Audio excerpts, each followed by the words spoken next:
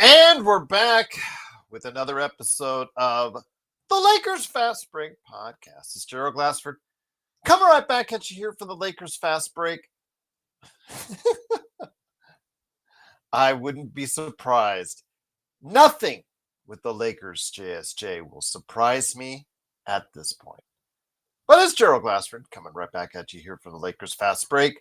Pop Culture Cosmos, where we cover the latest news and trends in pop culture each and every week, twice a week, wherever you get your podcasts, on the latest PCC Multiverse, which you can find on the Pop Culture Cosmos channel. Right now, after one of our biggest episodes of the year, we follow it up with a great conversation on the Emmy nominations. Severance! Yay! Severance! An absolutely fantastic show. You have to watch it on Apple TV Plus. Winning the most nominations at 27, plus a slew of great shows getting thought of. We go ahead and discuss them in detail, what they got right with the TV Academy and what the TV Academy got wrong, who got snubbed, what was good, what was not good, and why is The Bear still listed as a comedy? Still can't figure that one out. So we discuss all that and more. Plus, Donkey Kong Bonanza, as JSJ said, may have been the game that they should have packed in with a Nintendo Switch 2, or they should have held on to it for the holidays because this looks like a premier Game of the Year contender. So go ahead, hear our thoughts on that. Plus, we talk about Star Trek Strange New World Season 3, which just dropped on Paramount Plus, and a sled. What kind of sled? A very expensive sled. Rosebud. You want to know what I mean on that? Go ahead and check out the PC Multiverse right now, available wherever you get your podcasts. Plus also as well, of course, appreciate you being here, Xbox. Thanks so much for being a part of what we did on the playback, playback.tv/Lakers Fast Break. Shout out to also as well Tough and everyone else. Search and Destroy was there as well. Cannot thank you enough for being a part of that. Joe Soro is on with the Dodgers right now on playback on his The Joe Soro Experiment channel. So go ahead and check that out. And also his channel, Joe Soro on YouTube.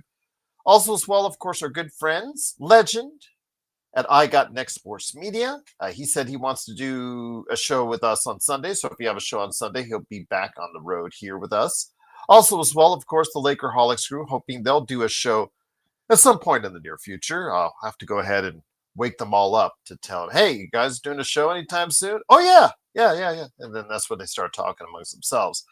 But go ahead and hear what they have to say about the Lakers, the Summer League, and also the crazy trades that Laker Tom still has in mind at Lakerholics.com.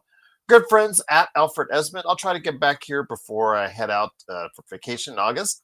I'll try to get a hold of him, see if we can go ahead and talk some basketball. I know he's working hard for the small local paper. He does, plus also the World Baseball Network, all the stuff that he does for the baseball side of things, plus also his local newspaper. I'm so happy for him, man. He's working hard. He is trying to make it up that food chain. I've met so many things. That's one of the things I'm blessed with since doing Pop Culture Cosmos. Back to the Game Source podcast I started in 2009. And then into Inside Sports Fantasy Football, and of course, Lakers Fast Break. I've met so many great people over the course of these years that I've been able to come on the air with.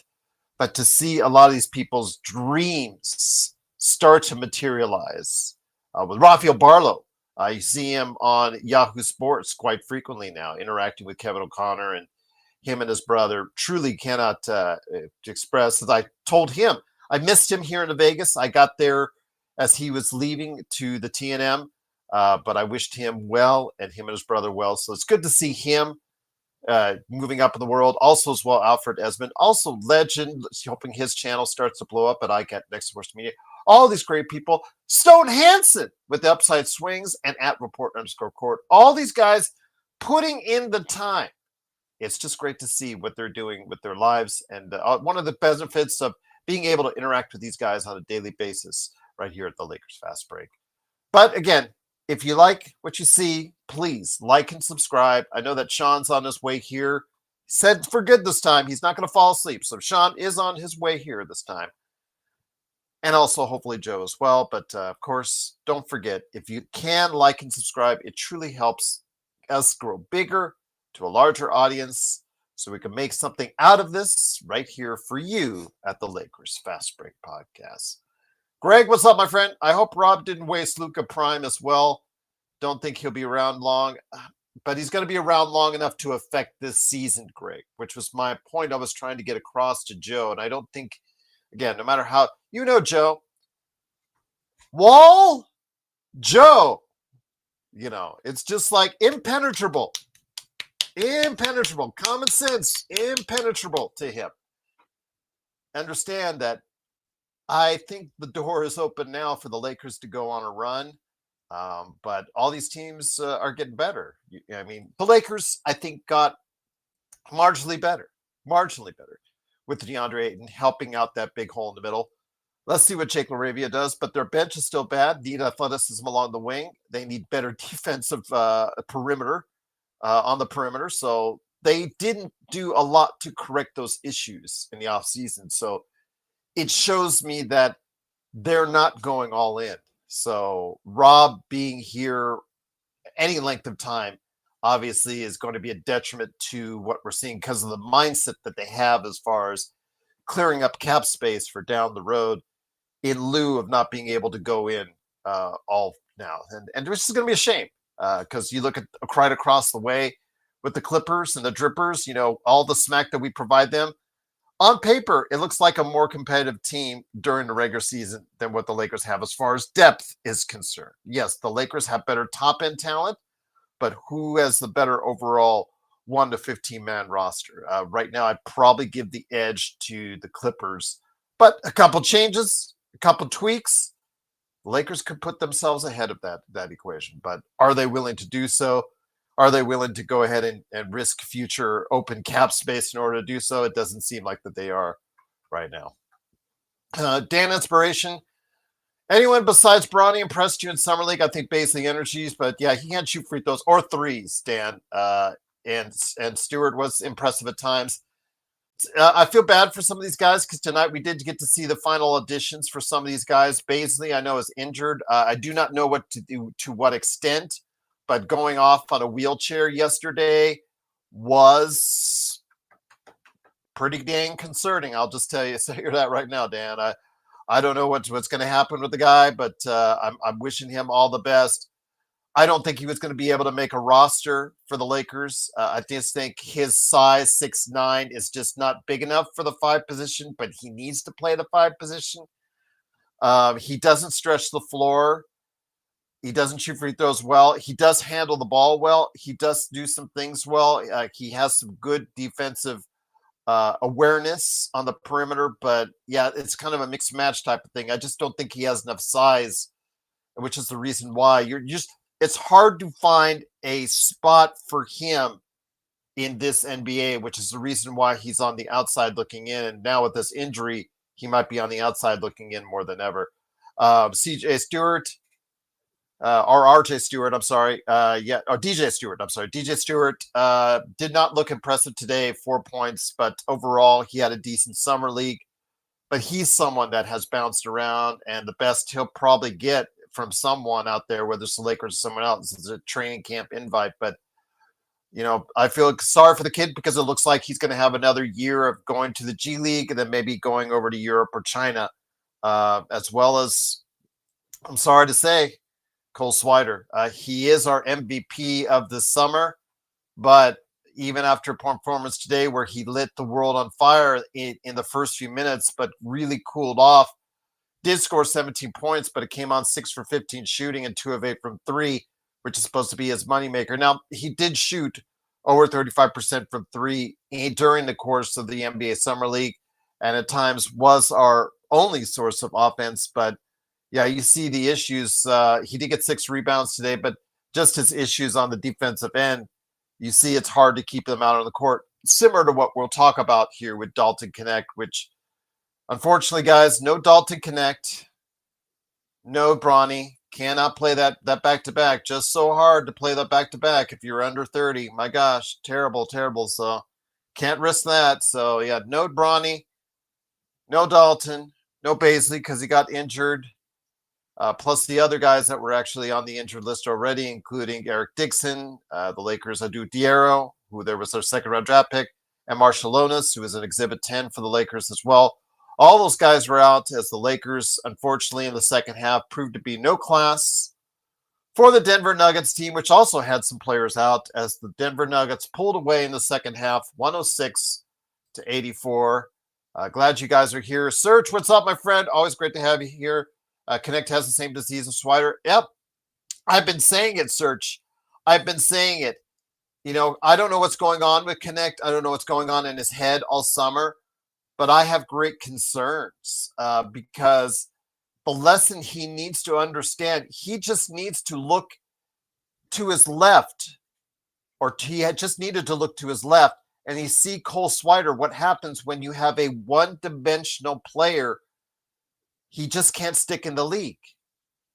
He needs to develop other parts of his game, especially on the defensive end. If he can't do that, he will find himself in 3 seasons doing exactly what Cole Swider is right now. And he looks to the right. He sees Darius Blaisley playing his heart out, taking the ball end to end, which is the one thing he can really do well, was taking the ball end to end and handle the ball. But unfortunately, you know, with his injury, this might be one of his last chances to chase the NBA dream, but we'll have to see again. I've heard no word on how serious of injury it is for Darius Blaisley, but yeah, Connect needs to get a realization check that if he does not start doing something better about his life, about his game, he will find himself out of the NBA. Maybe he's lost his passion for basketball at this point. I don't know. But again, as I mentioned yesterday, I really think he needs to sit down with the staff, maybe a team psychologist, if the Lakers actually pay for one, something to go ahead and talk to him to find out what is going on, because you don't have a player that scores multiple games of 20 or more during the season, and all of a sudden he just loses that ability. That's his real true ability to stay and stick in the league, is that ability to get hot and to shoot well from behind the arc and to score in bunches to the point where it makes the other team pay attention to him.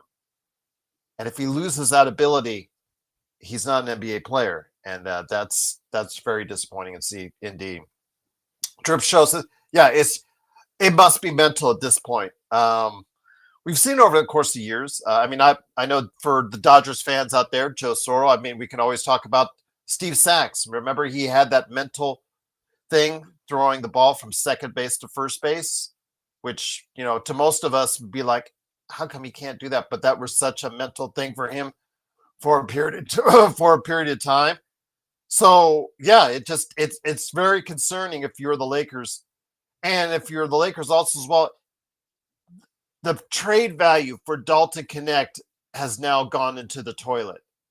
And I'm not going to say it's irreparable, because it always is irreparable with players. He just has to find his confidence and get on a hot streak, and boom, he could be right back there again. And with this with this bench being as bad as it is, because it got really no better in essence from one season to this upcoming season, and it was already the second worst bench in the NBA. There are problems for this team when it comes to the rotation after player number 5. And in doing so, the Lakers have to have someone step up.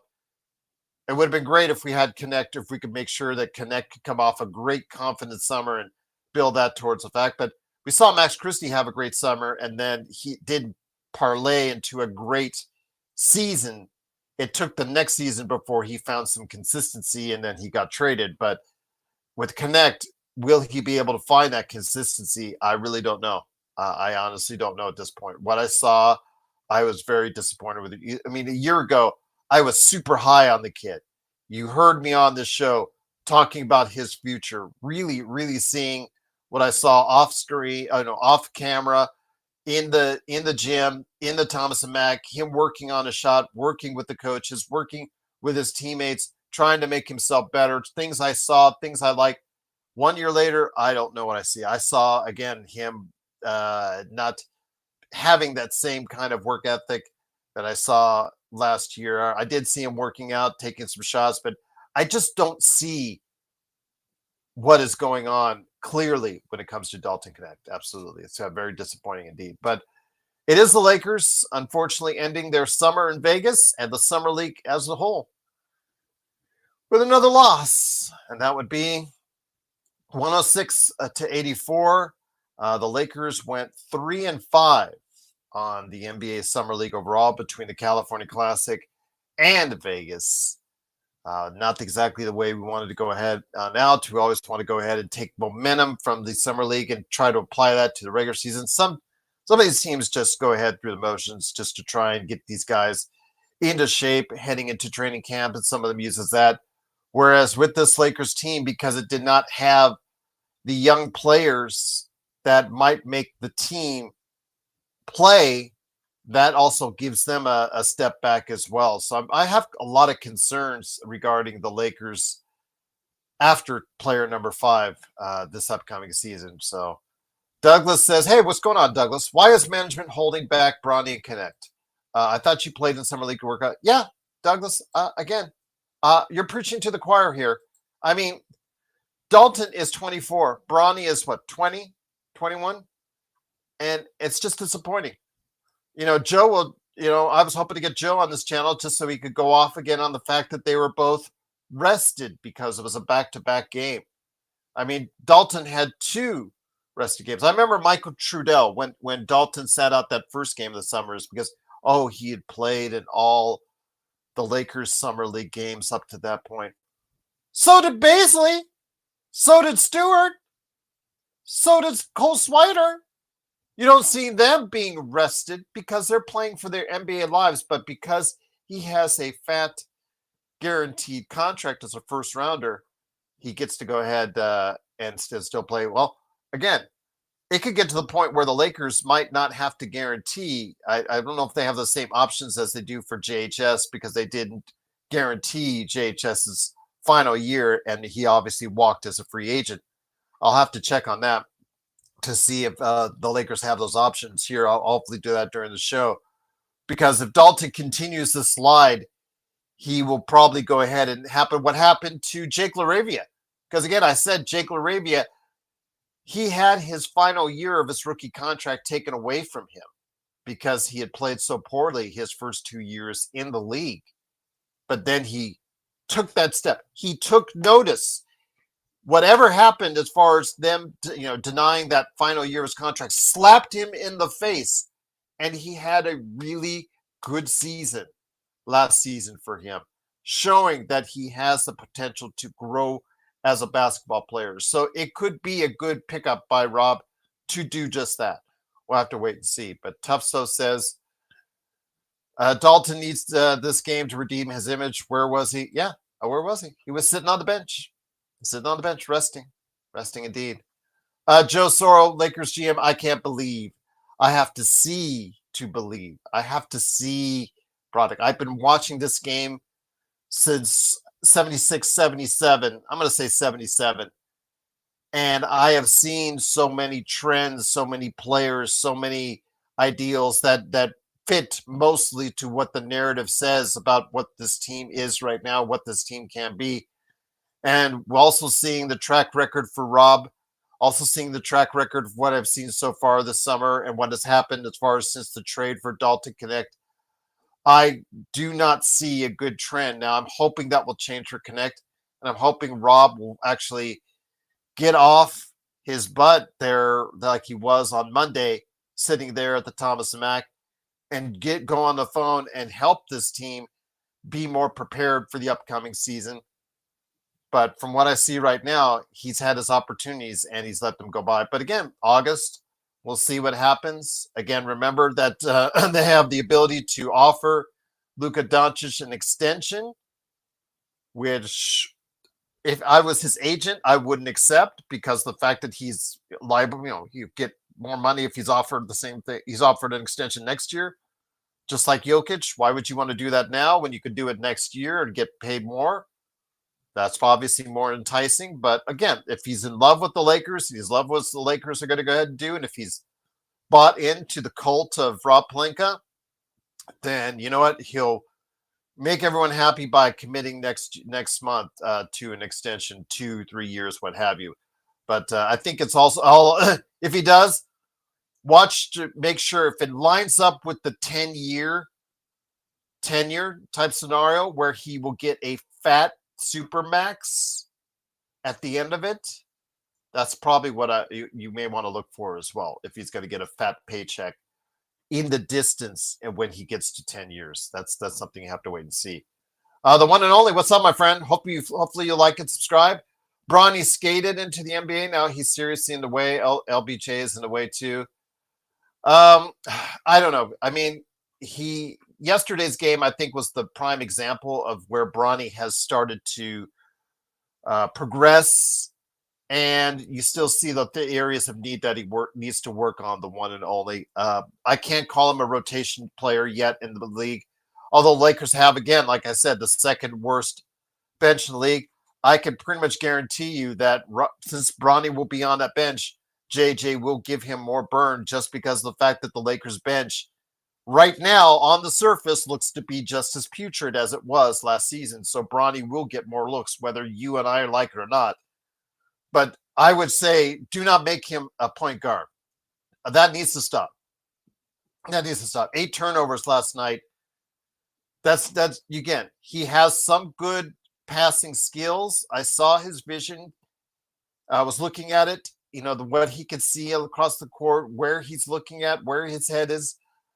I see some good things about it, but as like Austin, a secondary playmaker, but I don't want to put him as the guy running my offense. He just clearly is just not able to do that as well as you would like to have him do it. He needs to focus on improving his shooting to the point where he's not teams won't throw drop coverages on him. If teams throw drop coverages on him and he still misses his shot, he is really of no use to you in the Lakers rotation. That is something he needs to improve upon. If he doesn't, then it's going to be an issue, and he can't keep you out there. He can't stay out there as an undersized two guard, no matter how good a defense he supposedly plays. But yeah, Bloodhound, I know you keep on emphasizing, you said this like the third or fourth time you said he's an undersized combo. He is not a point guard at this point. He needs to develop and be focused on at one thing, and that's at the shooting guard position. Focus on his defense. Focus on being able to stretch the floor consistently, get his shooting percentage above 30%, get it into at least 33%. If he gets it to 33% from the NBA arc this season, I think that's a big step in the right direction. But we will have to wait and see. But combo guard, regardless, I just don't putting him at the point guard position. You saw what it did last night, having him have a higher usage on the ball, decision making. Turnovers were at a premium last night. Koloko last night also had 6 block shots. I wanted to give him a little bit more of a shout out, but again, with what we see with Koloko, his hands weren't the greatest over the course of this summer. That tonight he gave you a donut in 8 minutes. He only played 8 minutes, so you could take for that for what it's worth. DeJuan Gordon, DJ Stewart, these guys, they're in the G League. They're G League lifers, and I don't know if they'll ever graduate beyond that. Cole Swider, again, did he do enough to be offered a two-way? I think he offered enough himself to be a training camp invite, but is he going to get another two-way? He already got a two. The Lakers have already put him on a two-way before. I don't know.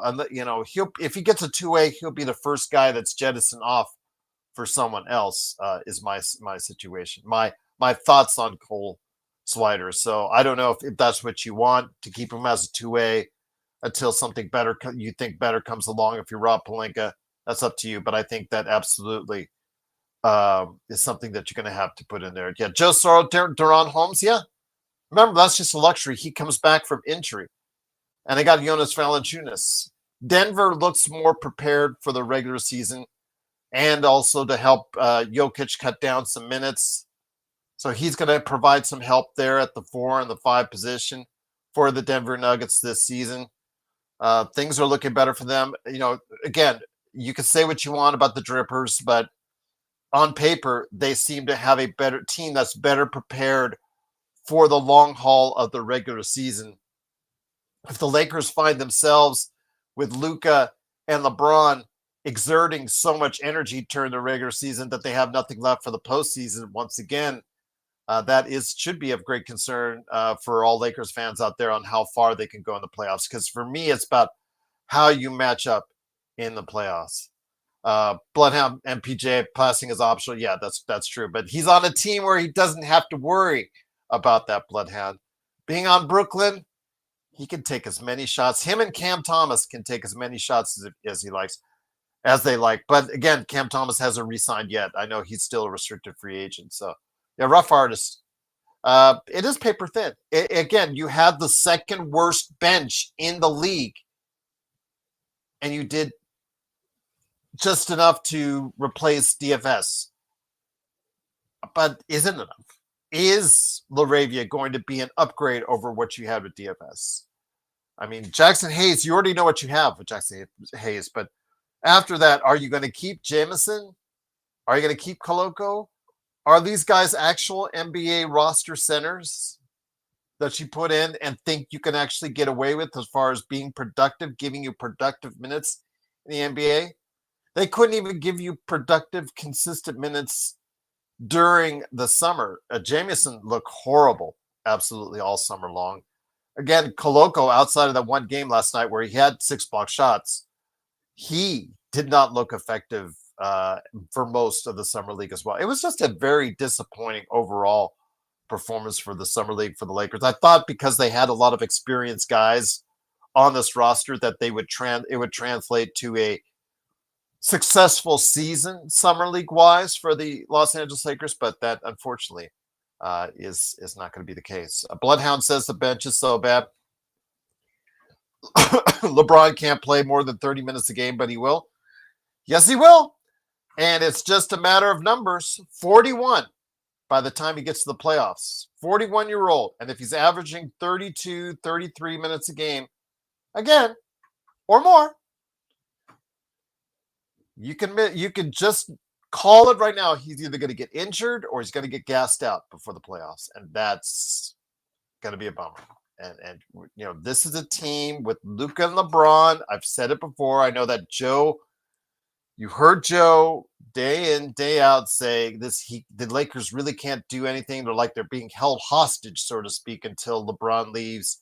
But he says the Lakers can't win anything with LeBron here, I think was to paraphrase him.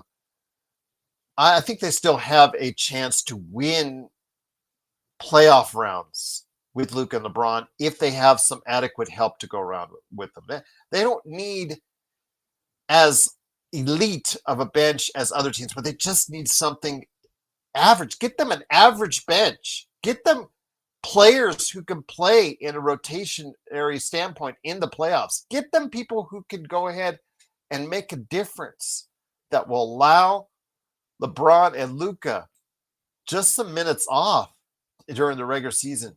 Having them play 35, 38 minutes a game during the regular season, that's what adds up. It adds up. And those players that that only have to go 28, 30, 31 minutes a game during the regular season, those are the guys that are a lot fresher towards the end of the season than in the playoffs. But what are we going to do? Joe Soros, Lakers GM, says, so we can't even waive horrible players like Denver did and sign minimums like Gary Payton.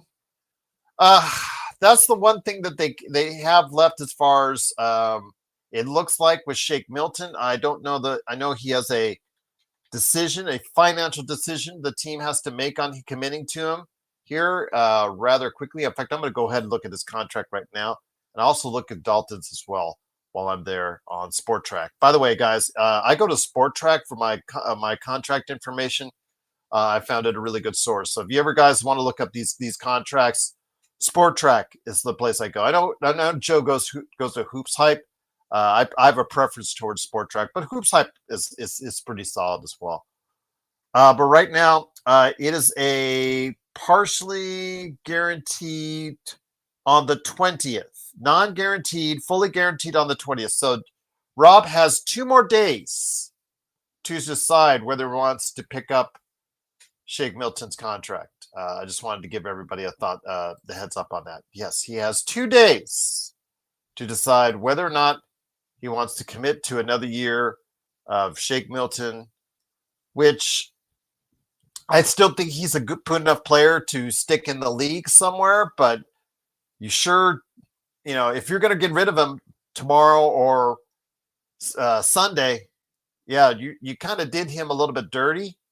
If that's the case, and you put him out there in free agent land with other free agents with very few spots remaining. So, yeah, I don't think if he's let go by the Lakers here on Sunday or Saturday this weekend, I don't think he'll be giving Rob a Christmas card, to say the least. But we will see what happens.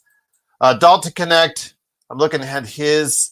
Okay, here we go, guys. With Dalton Connect, next year, not this upcoming season, but next year is a team option. And the option for that is Halloween. So the Lakers have until Halloween to decide to commit to another year of Dalton Connect. And after that, the next year, same thing, Halloween for the final year of his contract. So hope he looks good in training camp, guys, and in exhibition, because the Lakers have till Halloween to decide whether or not they want to commit to Dalton Connect or if they let him go like JHS. JY says, Genie holding on to the governor title. Does that reassure Rob and JJ security? I, unlike Joe, think that if Genie's the governor, Rob will stay in place unless he really looks like he's doing a bad job, because optics are everything. So outside of that, if the team's performance is solid, I think it gives him a break if Genie's governor. But if Genie's not governor for some reason, if that 5-year window thing or whatever they were talking about, the 5-year guarantee that those reports were saying that she was going to stay in place as governor, if that does not work out, I know who would not be far behind. And I'll leave it at that. What's up, Frank? How you doing, my friend? Gerald, would you have been upset or happy if the Lakers traded for Cam Johnson? Or do you want somebody more defensive-minded? At this point, Frank, I would like talent on our team, because you look at our roster on the Lakers. You looked at 1 through 15 man roster right now. I think the one thing that they are hurting on is talent. Now, Cam Johnson, I would like somebody more defensive-minded, but at this point, Cam Johnson may be the infusion of talent that might be better than a Rui Hashimura, or might fit better with Luka consistently than a Rui Hashimura. Although Rui Hashimura has played well, I'm going to give him some credit.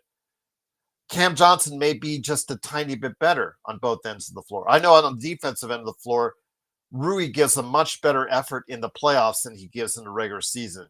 And he has trouble guarding threes, does fit with some fours, not all fours. And then, of course, fives, he's able to play like he did with Jokic at times, some against fives, but threes are very hard for Rui because he just doesn't have the lateral quickness. So Cam Johnson maybe would be a better fit there. It's close, but I would say, I would have, if Lakers would have traded Cam Johnson, that might have been something that the Lakers could have improved on. But again, it's multiple pieces that I think the Lakers are short on to try and fill out some more depth on this roster as far as it's concerned. But yeah, I think he plays solid D, Frank, solid enough, like Tupso is saying. I think he would have been a pretty good choice compared to what the Lakers have around the perimeter, around Luka and LeBron. I think Cam Johnson probably would have been a decent fit. But again, they didn't make the trade. I think that Cam Johnson is, in my opinion, an upgrade over MPJ, and they got him for virtually half the price, or I think half. So I think that, again, Denver did well in the offseason. But hey, look who's here. He looks thrilled. It's, of course, the man behind Corrupt on Steam, Coreupt on Steam, hoping for his own movie franchise like we saw with another fighting game yesterday. Hopefully you guys saw both the Tron Ares and Mortal Kombat 2 trailers out there looking good for October. It is, of course, Joe Soro. Joe, great to have you here, my friend. The Lakers decided, again, in their own infinite wisdom, to sit down Bronny because I'm so tired. These young guys playing so many minutes and so many games back to back. Can't do that in the summer league. Dalton Connect. Oh, got to have some rest, because just so tired again. Baisley, of course, he got hurt, so you understand why there. But the Lakers decided to go ahead and just punt this game. Second half, it just went in the toilet. Denver, even with a depleted squad in itself, looked like they dominated the game in all aspects. I don't see much of a success for this summer that the Lakers can take away, which is disappointing because sometimes these teams, their successful season start with a good summer league, with a good development program during the summer. And I just don't see that with the Lakers. In fact, I just don't see that with anything regarding the LA team right now. You're not, it's sorry, I had my mic off. I just wasted 2 hours and 20 minutes watching the Dodgers attempt to play Major League Baseball. At least their hitting was not good. The pitching was great. The hitting was crap. It's been crap for a while. The break didn't do anything. So we count the minutes on when they're going to decide to start hitting the ball. Assembling the greatest team ever assembled on paper apparently doesn't mean much. Even if they're in first place, even if they have a considerable lead, they are not playing like anything like a team that's supposed to be compared to the 27 Yankees or the 98 Yankees. I don't know when there isn't a trade in my view that's going to make a difference. Where are you going to put them? How many more bats can you continue to acquire? And when you try to get trades during the deadline times, you tend to have to trade some major stuff. Now, unless Paul Skeens is on the table, I am not in the boat of going and finding more talent to put on this team because I don't think it's going to matter. The problem right now is the top guys have not hit for a month. And if Ohtani, Mookie Betts, and Freddie Freeman do not hit, it doesn't matter what you have between 4 and 9. 4 and 9 can hit all day, and they have, and they've actually saved the top 3 for the last few months. And of course, once he gets hurt, he was a big part of that. And they haven't really been able to really get anybody that had the pop there. But I watched the Laker game for about 2 minutes. And when I heard that Bronny was resting, I turned it off. I don't blame you. And Cole Swider doing what he does.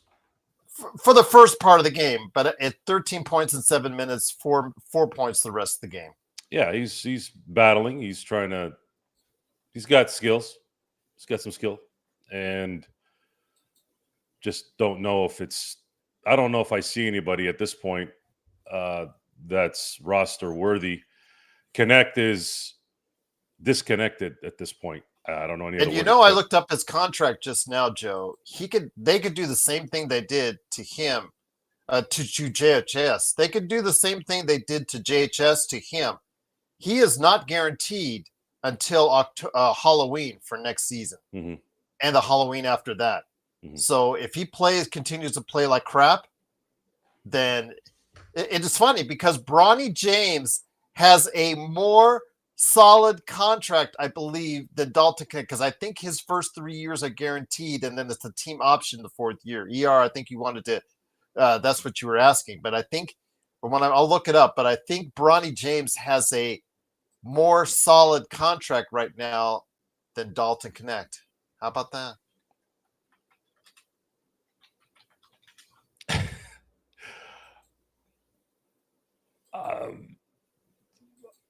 I don't know what's going on with Dalton. I really don't. There's no reason for him to play this bad, unless there's something really mentally wrong off the court that he can't handle, or there's some kind of personal thing that's going on in his life that's distracting him. I don't know. There's no news of really what's going on there. I would like to have. I wish we could have somebody ask him, say, Dalton, what's going on with you? Like, is there something going on at home? Like, you have a family member that's sick? Like, what's going on here? And if you were the somebody Lakers, ask? Joe, Does anybody ask any more questions? Yeah. Just normal questions. We're here. I'm asking you a question out of concern. This is not to degrade you. See, that's the other problem with current sports journalism, because these clowns can't get anybody to watch their garbage unless it's controversy, and the moths that society have turned into only go to the light that's going to zap them. That's all they're attracted to. They're not attracted to, can somebody ask this guy what's wrong with him? Just for real, like, what is going on? And start the conversation with respect. Hey, Dalton, do you mind if I ask you a question? If you're a LA connection, pardon the pun, and maybe he might recognize you, or maybe he sees the credential and says, okay, this looks like somebody legit, not some random guy. Dalton, what's going on? Is there something going on in your personal life? Are you like we are? I'm actually genuinely concerned, and I am. Like, is there something going on that's distracting you? Did the trade? It's all, I if it's too personal, I'll keep it off record. But can you give me something so that I can? That's what I said, Joe. I mean, did the Lakers are they not aware of what's going on? They should be. Is there a team psychiatrist, team psychologist, somebody that could go ahead and sit down and talk to him? Do they need to take a coaching staff, need to take him into a room somewhere and say, or just sit him on the risers before a game and say, what the hell's going on with you, man? What's going on in that head? Do you realize Bronny James has more guaranteed years than Dalton Knecht? Dalton Knecht could be playing his way out of the league right now, Joe. And I know Frank said Lakers wanted to trade him. What you expect? I expect if I'm his agent, if it's team, you need to remind him, hey, nothing is guaranteed for you beyond this season. You could be on the outside looking in like Cole Swider, Darius Bailey, DJ Stewart, and the rest of the Lakers team outside of Bronny James. You could be like them coming to Vegas next season, Joe. You could be looking for a job next season. That alone, whether you're still butthurt about the Lakers trade or whatnot, that alone, Joe, should motivate you to get your ass off the ground, off the bench, and be able to play some damn basketball, at least in the summer league, Joe. And I'm going to say this, you're going to get mad at, but I think you got to say it too. Legend of Experiment, no matter how uneven Bronny has looked, he's outplayed Knecht this summer. Well, that's not something I'd get angry about, because it's true. The bar is low there, but it's true. But that's not. Yeah, that if you're right, when you're right, you're right. I can't get angry at that. I'd like to know. We would like to know. Okay, so despite the Laker fandom being wackadoo sometimes, if we know there's something wrong, he'd get support. Last year, Freddie Freeman's kid almost died. And I know it's Freddie Freeman, but it's still even if it wasn't Freddie Freeman, if it was someone else, Dalton Rushing, they stood up and clapped for him when he came back. Like, this does not make any sense. I can't like register that this guy is still weird about a trade that happened 4 months ago. Maybe I'm being naive, maybe I'm being delusional, maybe I don't know his psyche, but can we get some kind of information so we can know, and then maybe the fans can kind of juice them up a little bit? That's what fans are for. Hey, Dalton, come on, man. We know if something happened in his life, hey, man, it's all good, man. Come on. Don't think about, let this be a time where you can kind of get away from that and think about positive things. Just focus on the court. Let's go. I don't know. It's weird. I don't understand. I don't know. I'm in the question. He literally could be costing himself as much as $8.5 million or more, Joe, on the final 2 years of his contract, if the Lakers cut him and let him go and he can't find a job anywhere else. I don't want it to go that way. I really wanted to see Connect become what he's supposed to be, which is a guy that has a NBA shot, literal, an NBA shot, a very good NBA shot. All he has to do is improve on his stamina, his NBA knowledge, and to be able to play just even C- defense enough so that he can help this team with some shooting, which is which is what they desperately have, and they need it desperately off the bench because as of right now, their bench is not existent. By the way, I wanted to prop up Drip Show. Drip Show's on. Chris, Drip Show. I'm wearing his gear. I gotta admit, Nice. Chris, this shirt fits me. I don't know if you got lucky in this, but it sits tight on the top and it's long on the bottom. I don't know if you knew how to buy me a shirt, but you bought me a shirt that's what I usually look for, and it's hard to find. So Trojan. Props to the Drip Show. By the way, Drip Show also made me this. So if any of you guys want some sick ass gear, hit me up and I'll connect you guys to Chris. I know I got to take care of Tough this weekend to get him a quote on the shirt that I wore at Summer League, the Lakers Fast Break shirt that I wear that I had made here in Vegas. So yeah, definitely will get him a quote on that as well. So yeah, man, it's so nice for all these interactions. Joe, getting the love from Drip Show. There you go. Nice. Oh yeah. Again, I said this months ago. Chris was one of the best, most gracious hosts when I was in Arizona for spring training. We had a ball. We had a great time there for about 3 hours watching. It was probably 2.5 hours actually, watching the White Sox and Dodgers in spring training. And yeah, I look forward to another meeting again, hopefully soon. I'll be in Arizona in October, Chris. So I'll see you likely then. And then, of course, next spring training, plan on staying there at least 2 or 3 days instead of 1. But yeah, back to Connect. This summer league was supposed to be for him, at least for me. I was interested in seeing him get out of his little rut and just kind of play ball without the pressure of the season and being a rookie. But he looks worse than he did last year. Xbox, just to let you know, they had several styles of the Xbox of the NBA 2K6 Summer League shirts outside the arena where I got one, but also inside the arena as well. I believe you can pick it up today at NBA.com. I believe they are selling some form of the NBA 2K26 Summer League t-shirts still through NBA.com if you want to go ahead and pick them up there, everyone. But yeah, I got mine right outside the Thomas and Mack, so I was very blessed to do so. And yeah, it fits great, looks great. Yeah, just it will fade over time, I'm pretty sure, but it had the whole schedule. It was funny because I had the whole schedule up until today's game on there. So yeah, for the entire summer league. So right there for you. But yeah, it is of course the Lakers fast break. It is of course Joe Soro along with me, Joe Glassford. Thanks again for watching, listening. The Lakers unfortunately decide to punt the final game of the summer league as they lose 106-84 to Denver. Joe, I can't take a whole lot from summer league. Cole Swider. Again, he and Dalton are very similar. You saw the shooting touch, but this summer, but realistically, we've had Cole Swider. We've done the Cole Swider two-way deal before. So even if you bring him back on a two-way deal, he'll probably be the first guy jettisoned out if Rob Pelinka likes someone better. I don't see much out of this. What we saw inconsistent play from Bronny up and down. Some good, some not good, so good. Koloko had one brief moment of success with 6 blocked shots yesterday, but outside of that, we saw that he's still paper thin.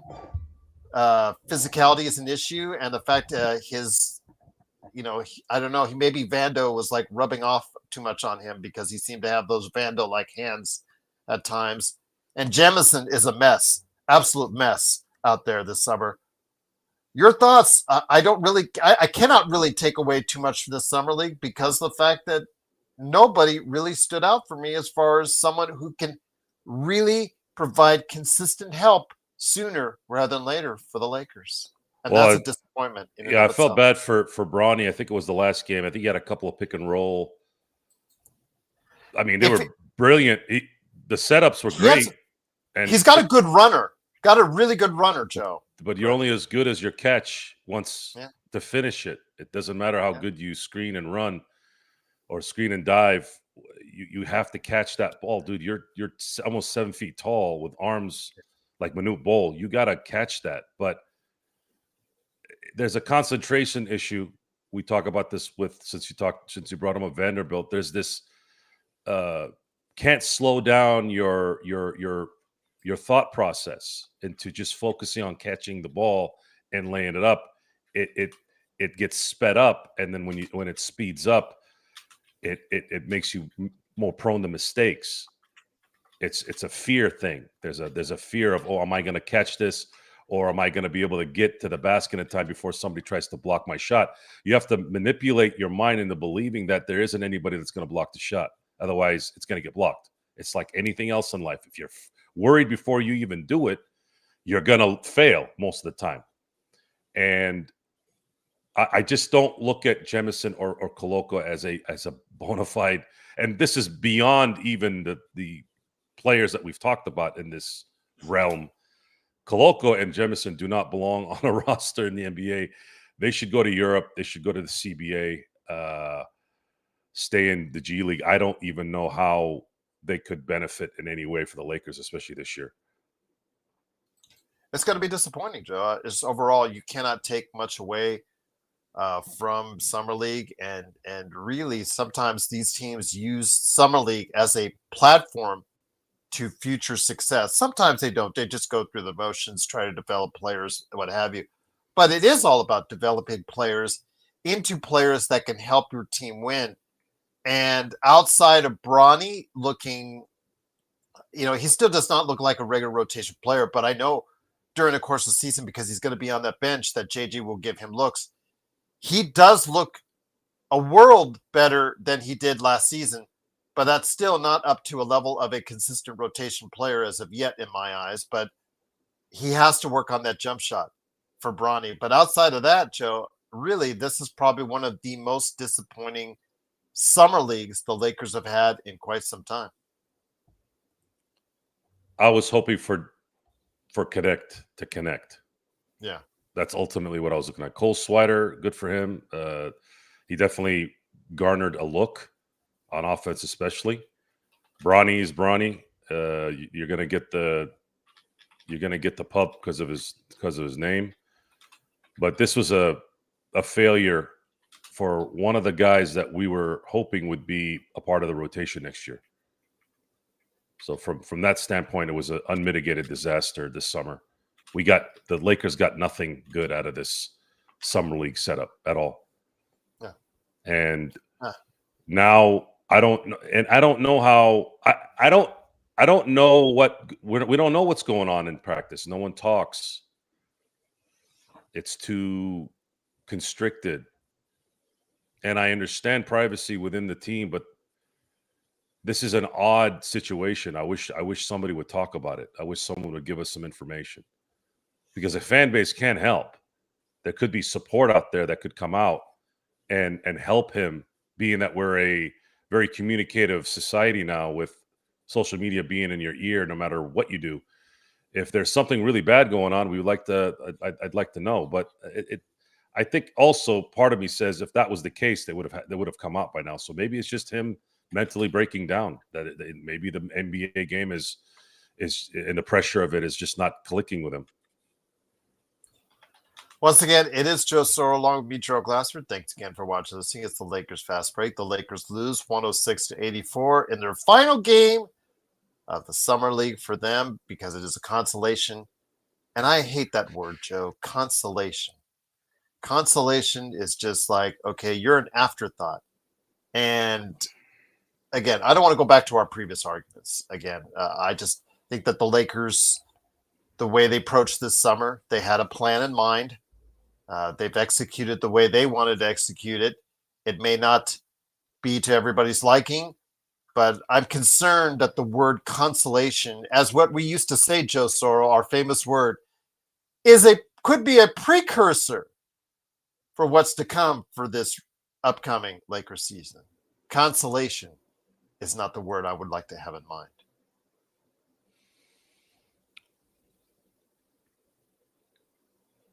Yeah, it's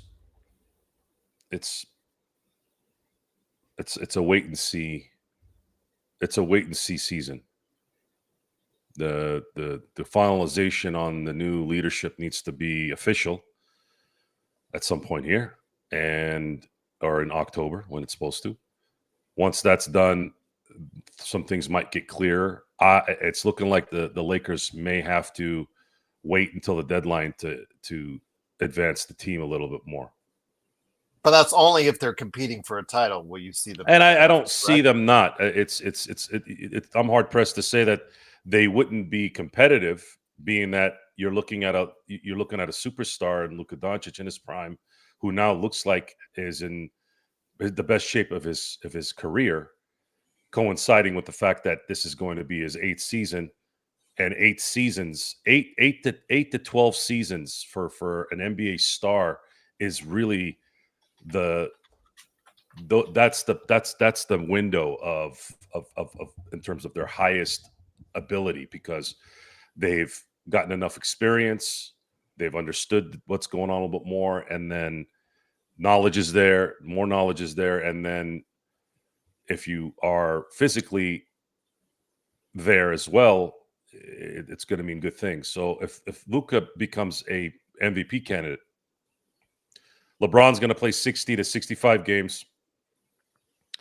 and average, let's just say 22, 7, and 7, which is not bad for a second. But the minutes for both those guys. The minutes are going to be the problem. But at this point, I don't know if it's going to. They're not going to have a choice if they don't have at least one guy that you can throw in there that can cover his minutes. How? We were hoping Connect you would be one of those guys that could come off the bench and keep the scoring up while he sits. That's why it was an important piece for someone who can shoot, someone who can score off the bench, someone who had some size, even though the defense is a little weak. But you have somebody there that you do have to pay attention to as an opponent, because this guy can go on a run. This is a guy that scored 30 points in a game in his rookie year. That's a pretty cool feat for a rookie. And he was shooting the lights out as a rookie. I don't know if it's going to play out like that unless the Lakers somehow figure out a way to get at least one guy on the perimeter that can score consistently. If they don't do that, I don't see how he's not going to end up playing probably 36 minutes a game again. Because that's a shame, because again, as I mentioned, Joe, before you came on, and we've said this repeatedly on the show, so you know this as well. After the New York Knicks, the Lakers had the worst scoring bench in the league last year, and I don't know. You can't convince me that they really improved it. They got DFS is gone. You brought in Jake LaRavia, so let's just say that's a wash. Let's just say, even in your hopes and dreams, it's either wash or a slight upgrade for the Lakers. Because remember, LaRavia's only ever averaged about 7 points a game, I think, in his biggest scoring year, which was last season. So if that's the case, I mean, you still have a pretty inept bench behind him, because you didn't make any real changes behind the Lakers. I mean, don't expect Adu Thiero to come out and light the world on fire. That's not fair to that kid. And I don't think that would happen. I don't think JJ would trust a kid like that who didn't even play a lick of summer league to be able to go ahead and produce that soon, that early. Same thing with Eric Dixon on the two-way. Same thing with anybody else coming on as far as the team. The Lakers need an infusion of talent for depth purposes, so that you can play LeBron and Luka less minutes, so that they will be fresher for a possible strong playoff run. But I just don't see that happening, because the Lakers just didn't improve the areas outside the center. They just didn't make any great effort to improve the areas of need to get this thing done. Lakers are going to need someone prominent to demand a trade by the deadline. Then they have the expiring contracts to make it work, and then they'll have some draft capital to throw at it. What the Lakers may be banking on a little bit is if LaRavia, someone had mentioned I think it was Empire Jeff had mentioned Laravia might be that guy that you got him at that right moment where he ascends. Like this is the year where he ascends to the next level for his game, and they'll need that. They will need that, especially now that Connect isn't doing well. I was excited when I was hoping, not excited, sorry. I was hoping that, oh, okay, so you got Laravia, who's kind of a Connect clone, but a little bit more seasoned.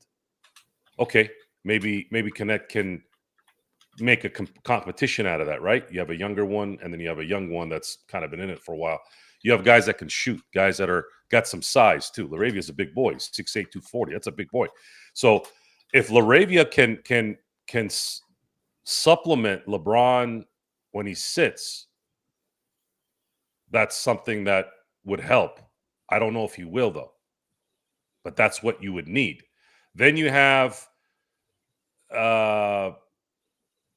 let's say you have Goodwin, right? Goodwin played very well last year, considering his status. If he improves, now you have another player that if Goodwin improves, he is now part of the rotation, 100%, right? So now you have somebody that you weren't really factoring in who's going to be a part of the rotation, who didn't play that bad last year, considering his status, and improve that, which means now he becomes valuable to the team. Now he becomes that guy, hey, if it's an 8th, 9th player that can get in there and at least be a threat, make some plays, now you have one guy that can add to that depth. DFS, there's no other way to look at this, is, okay, DFS was the only player last year, I think, that had a pretty good defensive rating guarding 1 through 5. But you're not going to have that now. So now you have to go, okay, well, you lost that, but you also gained a legitimate center when you didn't really have a legitimate center once AD was gone. Yeah. Right?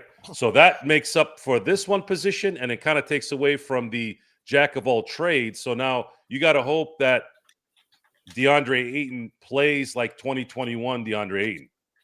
That'll cover what DFS was, because that position will be greatly increased, greatly improved. And then Lakers kind of play it patient. And I'm not saying it has to be somebody that demands a trade. I'm not saying that. But maybe there's a trade that comes up after December 15th when some of the later signings end up qualifying to be traded. Maybe something there happens where somebody says, you know what, we need to, this team is not really going where we wanted to go after the first 2 months. I think we're going to, do some things here to prepare for something else.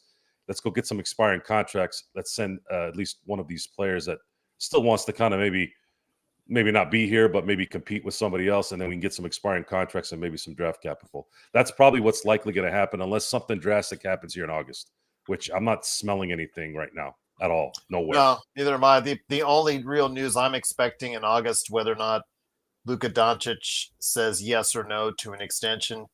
Again, I think it all has, if he signs this summer or if he does something next summer, it's based on the fact he needs to get to 10. If he gets to his 10-year, you and I both know, Joe, the money that he can max out on with it after 10 years of service, that's really some good money there. And I'll just leave it at that. But we will have to wait and see on that. Again, that's probably the only major news we'll hear from the Lakers. Hoping that'll be different. I'm hoping the Lakers will provide some activity outside of that in August. But we will see, my friend. But right now, as it stands, I think this is generally the team that they're going to have, with one minor exception, Shake Milton. I was talking about him before you came on the air as well. Shake Milton, the team has to decide by Sunday whether or not they want to guarantee his contract or not, which if they don't, they basically send the kid out into free agency, where almost every team has already decided upon on their roster. And I feel sorry for the kid if that's the case. He's, now the work is even harder for him to try and latch on somewhere else. But your thoughts on Shake Milton? Do you decide to say yay or do you decide to say nay? What do you do for the kid, and who do you get in return if you send him back? I don't think you can get anything for him. Shake is is a liability in the most important areas in basketball. Can't shoot, can't really get to the basket. Sorry. He can't shake that off. And if you can't shake that off when a team's going to collapse on you because they know that there isn't anyone else out there that they can worry about shooting, it's just not going to work. That means then obviously he'll probably be let go on Sunday. What would you look to get to replace that roster spot, or do you just leave it open? I think you leave it open for what may happen. They looking at the roster right now, you're looking at a starting lineup of Luka Doncic at the 1, Reeves at the 2, Rui at the 3 or 4, LeBron at the 3 or 4, and then DeAndre Ayton, right? And then your bench is going to be Jake LaRavia, if Dalton Connect is still there, obviously, Jackson Hayes, Jordan Goodwin, and then Gabe Vincent. And then Jared Vanderbilt's going to be thrown in there, but I'm sorry that I left him last, but he always has some injury out of nowhere, is out for 15 years, and then comes back like in February. So I'm just assuming already that he's not going to be available at the beginning, just because he never has been. Legend of Ox says Gary Payton is the second is available as a lead defender that's out there. I would probably, if you're picking up something, I would go with Amir Coffey. I think he shoots better, more consistent a scorer than Gary Payton the second. I understand maybe a little bit less on the defense, but he did play on the team that was top 3 in the league in defense last season. So maybe he picked up some things off of that he can give to a team. Plus, he's younger, a little bit more athletic. GP often gets hurt for periods of time as well. So your thoughts on GP2 or somebody else maybe filling out that roster if they don't leave it open? Well, if you do let Shake go on Saturday, then picking up somebody like GP2 would be better, an improvement.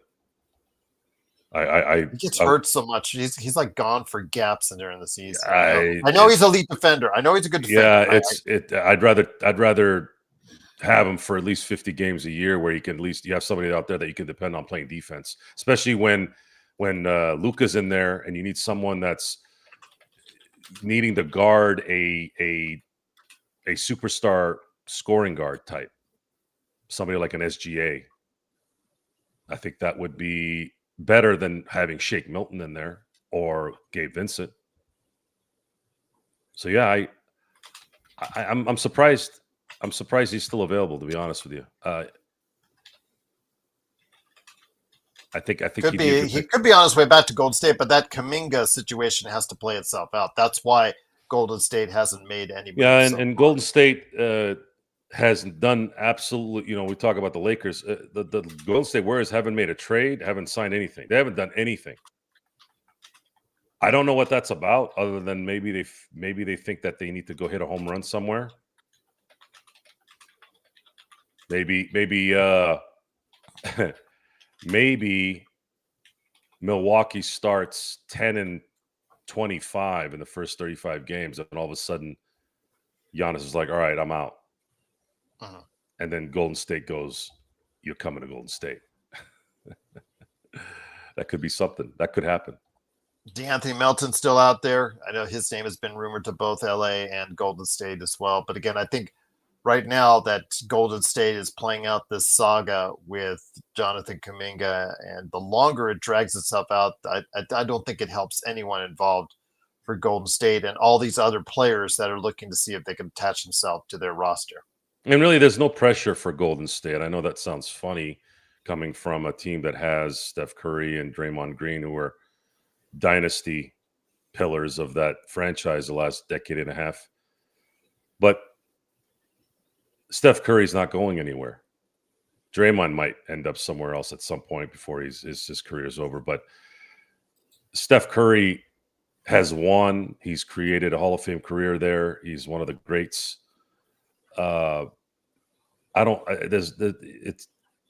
There's not as much pressure in San Francisco it is in LA and places like really LA. Honestly, I don't even know if the pressure is really big in Boston. Obviously, Chicago doesn't really have a lot of pressure. They've been the Reinsdorf family have been giving that team pure, unadulterated trash since 1998, since Jordan retired. And then New York Knicks. I have friends who are New York Knicks fans. They live in a pond of despair. I mean, you should have talked to some of my friends that are Knicks fans. I'm talking diehard. I'm talking their dads were taking off work for a week when they lost in '94 to the Houston Rockets. That kind of fans, right? And that whole series against Indiana was, yeah, but what if this? Yeah, but it's the Knicks. I'm just like, dude. I'm not all into the astrology and energy of stuff, but I also kind of sometimes go, well, man, if you're always going to think that way, and if there's this whole fan base that's just dreading the worst no matter what, I go, you might absorb that positiveness in some way when it's that excessive. And of course, they ended up losing to the Pacers. So maybe it's just their knowledge of who their team is. But really, Golden State doesn't really have the fan base like the Lakers, where they have to worry about them being like raving lunatics. And for Steph Curry, he's going to retire there. And if they get another run in somewhere, cool. If not, 4 championships is not a bad number considering how he started out his career. There was a small window there where, well, actually, it was pretty big, actually, now that I think about it. It was a pretty big window where he was almost off to Milwaukee. And luckily, whatever doctor that fixed that ankle of his changed history at that point. And then we saw what happened after that. But yeah, I think Golden State's going to sit back and wait for the home run. And I think the Lakers are going to at least try to see if they can get a double before the season is over. A triple, maybe a double. I don't know if they necessarily will have a chance at getting a home run because you'd have to trade LeBron James to probably acquire that based off the salary that you have the structure you have right now. Did want to mention, though, something I didn't talk with Joe when I was on yesterday. I know he couldn't make it on, but Damian Lillard signed with Portland, 3 years, $42 million. I don't know for sure how it's going to be structured, whether or not it's 14 per year or whether they just, in the first year, they're going to make it lighter. And then I've heard both stories from both sides. Sport Track doesn't have it listed yet, so I don't know for sure officially how it's going to be laid itself out. But interesting that Portland went out and re-signed him so soon. I'm not surprised he's going back to Portland because that's where he wanted to be. But what does this create? I heard, again, like the rumors, like was mentioned, I believe, by Jay or Johnny in the chat, that Grant might be bought out. Just a curious signing to sign a player who will not play this season, even if he's got ties to the organization, but you had to go out of way you're signing him now. Who are you competing against in this situation? Who realistically are you competing against for a player that is out for this season?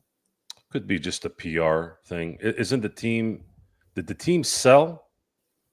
Is it officially sold yet? No. Okay. No. So, and they're sitting on that. Not only that contract, Drew Holiday contract, the Jeremy Grant contract, and the Matisse Thybulle contract. All 4 of those contracts are sitting on the Portland Trailblazers right now. Well, one thing you can't say against Lillard, and that is his loyalty to the Portland Trailblazers. I hear that term so many times when it's convenient in a discussion. Oh, he really didn't want to leave before he finally begrudgingly asked for that trade. Yeah, he never wanted to leave. I think he was very happy in Portland. His family was happy in Portland. I think that played a big factor in that, and it was always there. The moment he got to Milwaukee, he was unhappy. I never thought in a million years that somebody would be missing Portland. It's a beautiful city in terms of its aesthetic, especially when it's the rainy seasons and the blooming of flowers. And there's a reason why the the arena used to be called the Rose Garden. Beautiful area. I've been there a few times, but the problem is the people there have diluted it a little bit with their dirtiness. I'll just leave it at that. And you can't say, I'm hearing two things. I hear two things sometimes, and it cracks me up. Just like when somebody calls us LeBron haters and LeBron lovers, right? When someone calls you LeBron hater and LeBron lover in the same day, same week, you are balanced. You're balanced. That means it's all interpreted by them what you are. It's not really true. Damian Lillard was loyal to Portland. And I didn't hear too many people patting him on the back. Yet I always have to hear how LeBron left Cleveland to chase a ring. Well, which one is it, guys? Which one is it? Is it you're gonna still crap on a guy that's loyal to a team even though they're not likely gonna win? Or are you going to try and support or not support someone who's trying to win and not winning where he's at? It's I don't know. There's a lot of contradiction there, but he's happy there. Portland is he's a great ambassador to Portland. You could even say now he's supplanted Bill Walton as the greatest Portland trailblazer. Possibly Clyde Drexler as well. Who else could it be? Who else could be the greatest Portland trailblazer other than Bill Walton and Clyde Drexler? Is it Damian Lillard? Yeah, I mean he's on their all-time top 5 for sure. It's a tough one. It's a tough one to pick because he's been on the team longer. He was he's been with the organization longer than Walton. Yeah, but Bill Walton didn't miss in Portland because of that, not being able to win. He missed because of injuries, right? He won a championship still. He won an MVP. He was on his way to his second MVP before he got hurt in 78. I know that doesn't matter. It's all ifs, but there's an argument that Dame Lillard is the greatest Portland trailblazer of all time. And now that you're in the process of selling the team, he now serves as an ambassador and a little bit of a bridge so that the current fans can come out and watch somebody play. I think that's probably what it is. There's a mutual positive for both sides. Hey, we'll bring you back because we want that iconic player of the Portland Trailblazers to have our crowd come watch. And then, of course, that puts a nice little red bow on the transition to the new ownership. 805. Yeah, Brandon Roy was on his way easy, but he got betrayed. He got Ralph Sampson. He's the Ralph Sampson of guards. Yeah, he was on his way, and it's sad that it didn't come to fruition. Betrayed by those knees, indeed. 805. So LaMarcus Aldridge, easy, yeah. So you have Bill Walton, LaMarcus Aldridge, Clyde Drexler, Dame Lillard. Those are the 4. Jerome Kersey. You need to put stars on there. Jerome was a I understand. He was a supportive guy. Yeah. I mean, Maurice Lucas probably is the 5th. Okay. That's a good choice. Yeah. Joe, the Bucks aren't trading for Kuminga and trash. I think at this point, Kuminga, they'll probably let Is that the rumor? Is that the rumor that has been floating? I haven't heard that. Giannis rumors as well. But again, do they have enough young guys that they could throw at the Bucks? That if Giannis, first of all, would want to have to be traded, he would want to be traded, and he'd want to be traded to Golden State for them to start that conversation.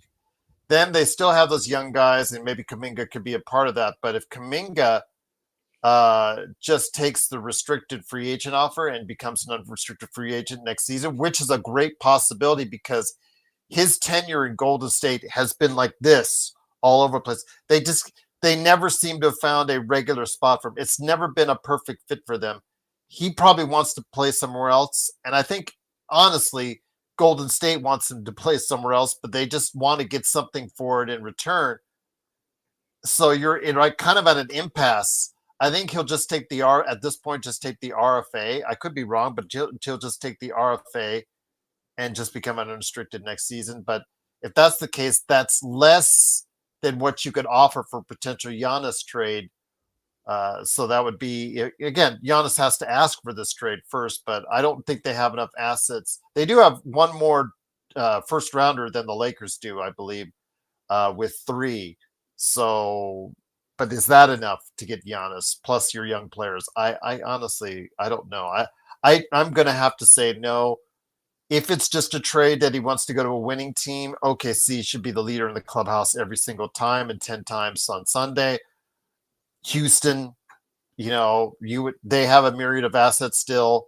There are other teams, Joe, in this league. If Giannis said he wanted to be traded to a winner right now, there are more teams out there besides the Golden State Warriors and the Los Angeles Lakers that could do a better job of getting him on their team. If I was Giannis's agent and he might have an itch this year to be traded, I would tell him, please trade me to New York, because number Not one, OKC. OKC I think would make the trade, but I don't know 100%. Okay. I don't know. I really don't know. You have Jalen Williams there that just got a huge contract, so that means you'd probably have to trade him to Milwaukee. You're probably going to have to trade Chet to get him. I think it's going to be Williams and Chet for Giannis with some draft picks. Do you want to do that if you're Oklahoma City? I'm not saying it's a bad deal. I'm just saying, does Presti look at this and go, we just won a championship. We just won 68 games. We were the number 1 seed the last 2 years in the hardest conference by a mile. And we're going to get better because now you're experienced. Now you know what it feels like to win. And they're young. Young teams rarely win championships, right? And by the way, I can draft whoever the hell I want. Still, the Oklahoma City Thunder are like the Lakers in the 80s. They're winning championships, and then they have the first round. I mean, it's not exactly like this, but they had the first overall pick in 83. Or 82, sorry, in 1982 to get Worthy. They won a championship, and then a month later, they drafted James Worthy. I mean, the Oklahoma City Thunder are the equivalent of that in this era of basketball. So do they want to dismantle a championship team that's already won 68 games for Giannis? They could just do Hartenstein, Caruso, a million picks, and maybe add another young player and do it without giving up Chet or Williams. If they don't get rid of Jalen Williams, and Chet, obviously SGA is not going to be in there. You don't get rid of Williams or Chet, then that's not even a discussion at that point. But I'm just saying the money would work if you do Hartenstein, Caruso. I have a very hard time believing that that's going to happen unless one more piece. Unless Presti gives them like 8 picks. Which he can. He's got 3 next year in the first round. My vision, I think we talked about this before they won, if I remember correctly.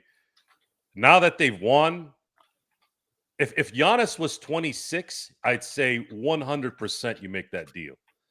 But at the same time, now I just don't. I don't know. I don't know if Presti's going to do that. We're just saying what if, Div. But see, for Giannis and Milwaukee is for Giannis, let's say, because Giannis is going to have control over this.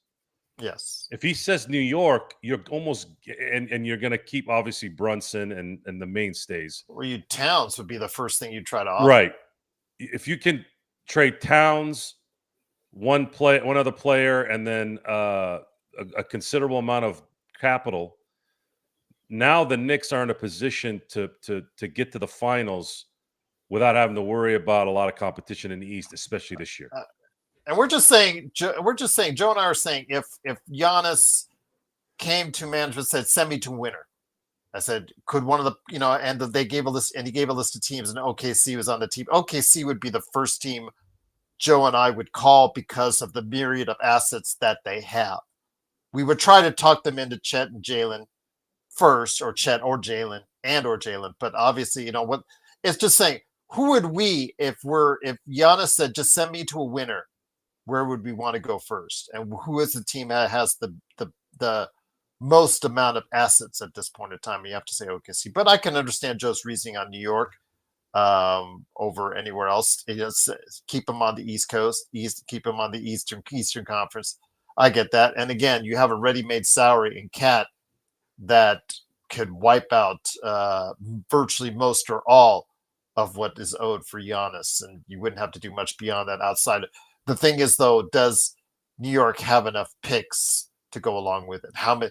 If you're only going to use one or two players in the trade, you have to supplement with picks. So the Knicks, if they didn't have enough picks on hand now, they would have to do something to get those picks. They would need a 13, and I think that would be part of. If he demands to go to New York, it's probably going to be they're probably going to oblige just because there's no choice. Oh yeah, they're going to take care of him wherever he wants to go. But I'm just saying, if you wanted to go to a winner. I think what they could. I mean, maybe they don't ask for. Maybe they don't want Karl Anthony Towns, right? So now you got to send them OG Anunoby, Mitchell Robinson, and then I don't know. Would you throw in Josh Hart there? I would throw in McBride. I would honestly go for McBride would be ideal because he's kind of on the come up. So, and then you'd need a considerable amount of picks. Yeah, I would take that. Believe me, the Lakers had that offer. Yeah, I would take that indeed as well. But yeah, we're just saying what if, Tim. Slow down. We're just saying what if. What if you wanted to go to a winner? If he said winner. Now, if you go specific teams, that's a different story. But if he goes a winner, you go to, if you're a smart GM, where would you go for first? Who would Joe and I make the call first to? Well, we automatically go to the team with the most assets. That is a winning team right now. That's OKC. But that's, again, just a what if on that. But again, I see Joe's point on going to New York and the bright lights in New York City, because if you just made that call for Giannis, you could just see the guys on the other end at the New York Knicks office in MSG just salivating at that possibility. So I hear you. Joe Soros, make me a Joe Soros Lakers GM. Make me a GM, Waltons. Now I am good with numbers. Okay, that's salary cap indeed. Johnny said, Joe Soros, are you an LA Kings fan? I do cheer for them, but I'm not a diehard fan like I am a Dodger, Steeler, and Laker. Okay. If the Kings are doing well, I'm watching and I'm supporting them, and I hope they win. I actually had a thought years ago, because I thought there was if I was fortunate enough to hit it big, meaning billionaire status, I always had the thought of I had a chance to maybe buy the Kings. I don't think I know Giannis. I'll never be rich enough to buy an NFL or a basketball team, but a hockey team maybe. Yeah, you could do that now, although not for much longer. Because I think the Kings will be bought by the Guggenheims eventually. Here, I think it's coming. I think that's next. I would not be surprised. It'd be great. 805. It'd be great.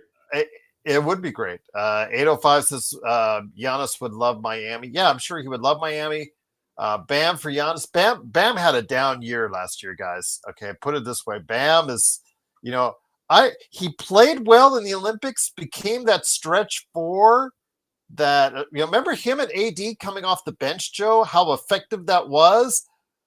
Bam stretching the floor like that. And then he just pulled up a dud last year. And yeah, trade value went kind of a little bit down. Now he has the ability to rebound it. But yeah, right now, 805, you'd be buying low with Bam in a trade right now. So I'll just leave it at that. Divex says, Lakers fast break question for both of you. Do you think LeBron did all this knowing he won't leave the Lakers, but wants to have excuse to blame management if the Lakers fail his last season? Again, the cake and eat it too scenario I often equate with LeBron and his passive aggressiveness. Your thoughts on that, Joe, with the question? I'll post it up for you. Maybe you can see it in clear.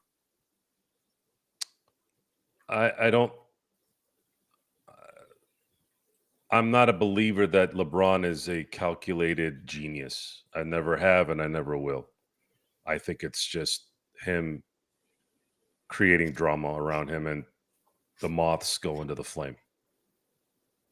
LeBron has never asked to be traded, and I believe he wants to have doesn't want a blemish of a trade in his career. So I never and all these rumors that kept popping up. And again, I wasn't looking for this. This is me scrolling my social media and seeing random posts from random people talking about how there's this trade that's going to go to Dallas for Lively and Gafford or one of those guys, and then some draft picks, and LeBron would go over there and play with AD and Kyrie. Folks, Kyrie is not really going to play next year. Dallas is not going to be good. Cooper Flagg is a rookie, and he'll probably win Rookie of the Year, but rookie players do not play well enough to guide teams to championships. So Dallas is not going to win anything next year. Can put that in the bank. And even if LeBron was there, I don't think it would matter. The LeBron tenure, all things point to the LeBron tenure in LA ending hopefully in June. But then again, if they win it all, I'm on record saying I would be willing to sit down and talk to him and play in at least one more year, and that's it. That would be it. Like, look, we're going to sign you for one more year. You just won a championship.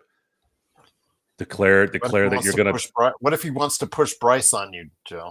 I don't. You win a championship, and I'll deal with whatever you got coming. This is about winning. I don't want your BS if you're not winning. Does that make sense? Yeah. So if you came to me and said, Joe, you're going to have to see the Lakers draft Bryce in June. But I'm sorry, in the third week of June, but you will have won the championship in the first week and a half of June. Great. Congratulations, Bryce James. Welcome to LA. Because that means the Lakers now are sitting on 18 again, tied for number one. It's always about winning. Unless you're a creep like Trevor Bauer or Julio Urias, then I don't want to have anything to do with you. I know that a couple times already in the chat. Again, talk about Miami with Pat Riley over there on South Beach. Bam Adebayo and possibilities. He's only 27. That's obviously still good, and still averages 18 and 9, Joe. But does it kind of little like eye open for you as far as, because if you look at his numbers, he was rising up to become an elite player in this league.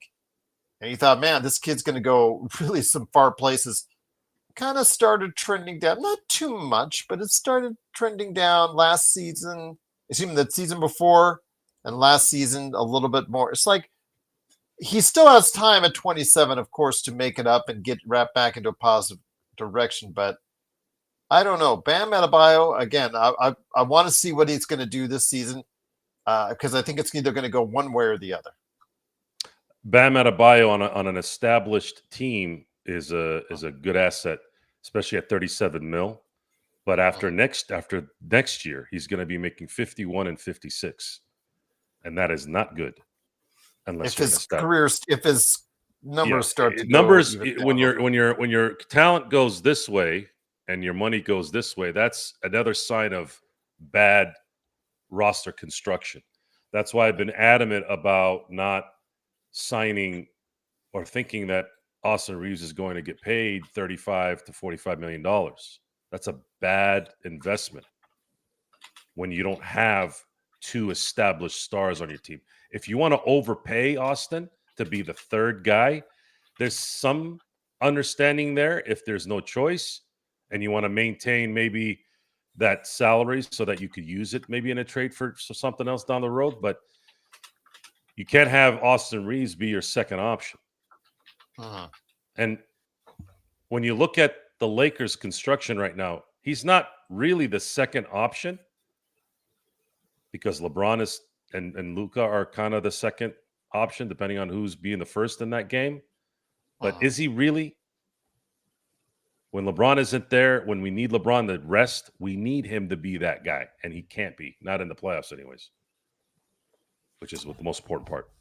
Well, and I think the barometer of the Miami team, how they hit the high of highs as far as in recent years when they went to the finals against Denver, and how it's usually feast or famine with Miami. They're like a play-in or a first-round loss, or they go a long way in the playoffs. It's like either or for them. It's just kind of strange, but yeah, since that finals run, it's not looking too great. And like you said, if their talent level is less, Bam should be more apt to pick up the pace with his numbers. And I didn't see that this past season. I didn't see him taking it to the next level because he is in his prime. There should be no reason why he didn't. I understand Tyler Hero is taking a lot of the usage and his play improved, but still, Bam, I don't know. It's going to be a very interesting season. A lot of eyes are going to be on Bam Adebayo, like you said, because his price tag for what he's going to cost a team is only going to get much higher. The current roster in Miami is purgatory. I know they acquired Norman Powell, but I don't see Norman Powell as a 1 or 2 option on a team. The Miami Heat doesn't really have any 1 option right now. Who is their 1? Who would technically be their 1 now? Tyler Hero? That's not a good 1. Is it Andrew Wiggins? No. His motor is always in 3rd gear.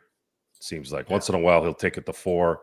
On occasion, very rare occasions, he'll take it to 5. But Wiggins plays like a slow Camry. That's like he's reliable now at this point. Gets you 14, 15, 6. He was 6, perfect. Plays solid defense. He was perfect for the Golden State team in 2022. In that run. He didn't need to be the guy. He didn't need to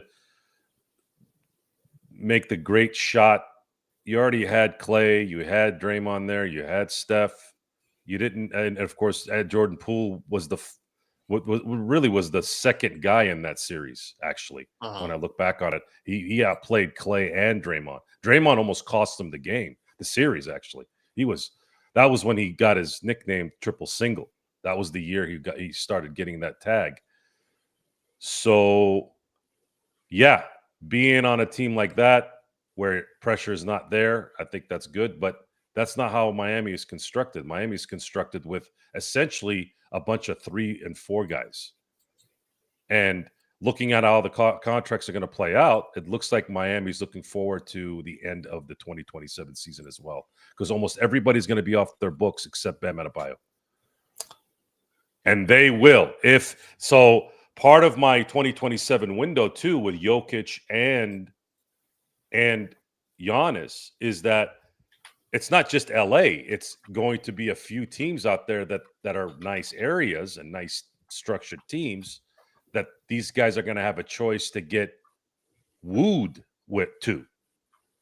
Why not test it? Why not play out your contract, opt out, and test the market? Jokic has never been a free agent, has he? No. Has Giannis ever been a free agent? No. No. So why wouldn't they? Especially Giannis, because Jokic, I think Denver Kroenke is. I think he'll sign next year, Joe. I'm convinced he'll sign. If he doesn't, then we should start having that conversation. But I just don't think with Jokic you should count on it, because he can sign for $80 more million next year. Yeah, but will you want to sign that 80 in Miami to save state tax? That plays a huge factor. Or do you want to go to LA and play for the Guggenheims, because the Guggenheims not only are going to make sure that you're taken care of from a CBA structure, but also a post-career structure. These things matter, guys. These things happen. These networks mean something to these guys if they can negotiate it. You think Juan Soto went to New York because they paid him more money? You know what that bum did to close that deal? This guy's getting paid $765 million guaranteed, No deferments, by the way. Not that I heard of. No deferring of money. $765, and even still then, he wanted a stipend for his mother for clothing. Oh, and he wanted a box. He wanted a family box. I guess that was the deal breaker with him and the Yankees, because Hal Steinbrenner was like, we didn't even give Derek Jeter a box, and you couldn't hold Derek Jeter's Pee-wee jockstrap, let alone his New York Yankee jockstrap. So that was good. That was good. That was good. That was good TV, or not TV, but good internet information when I was listening to the demands. So yeah, I don't. We're talking about these details because they're available as of right now. Whether they close or not, you don't know until they're closed. But you have to assume, and you have to prepare. Not assume. Sorry, you have to prepare for the fact that there is a chance that two of the best players of this era that are still going to be very, very good in 2 years may be available to come to your team. You have to somehow prepare for that.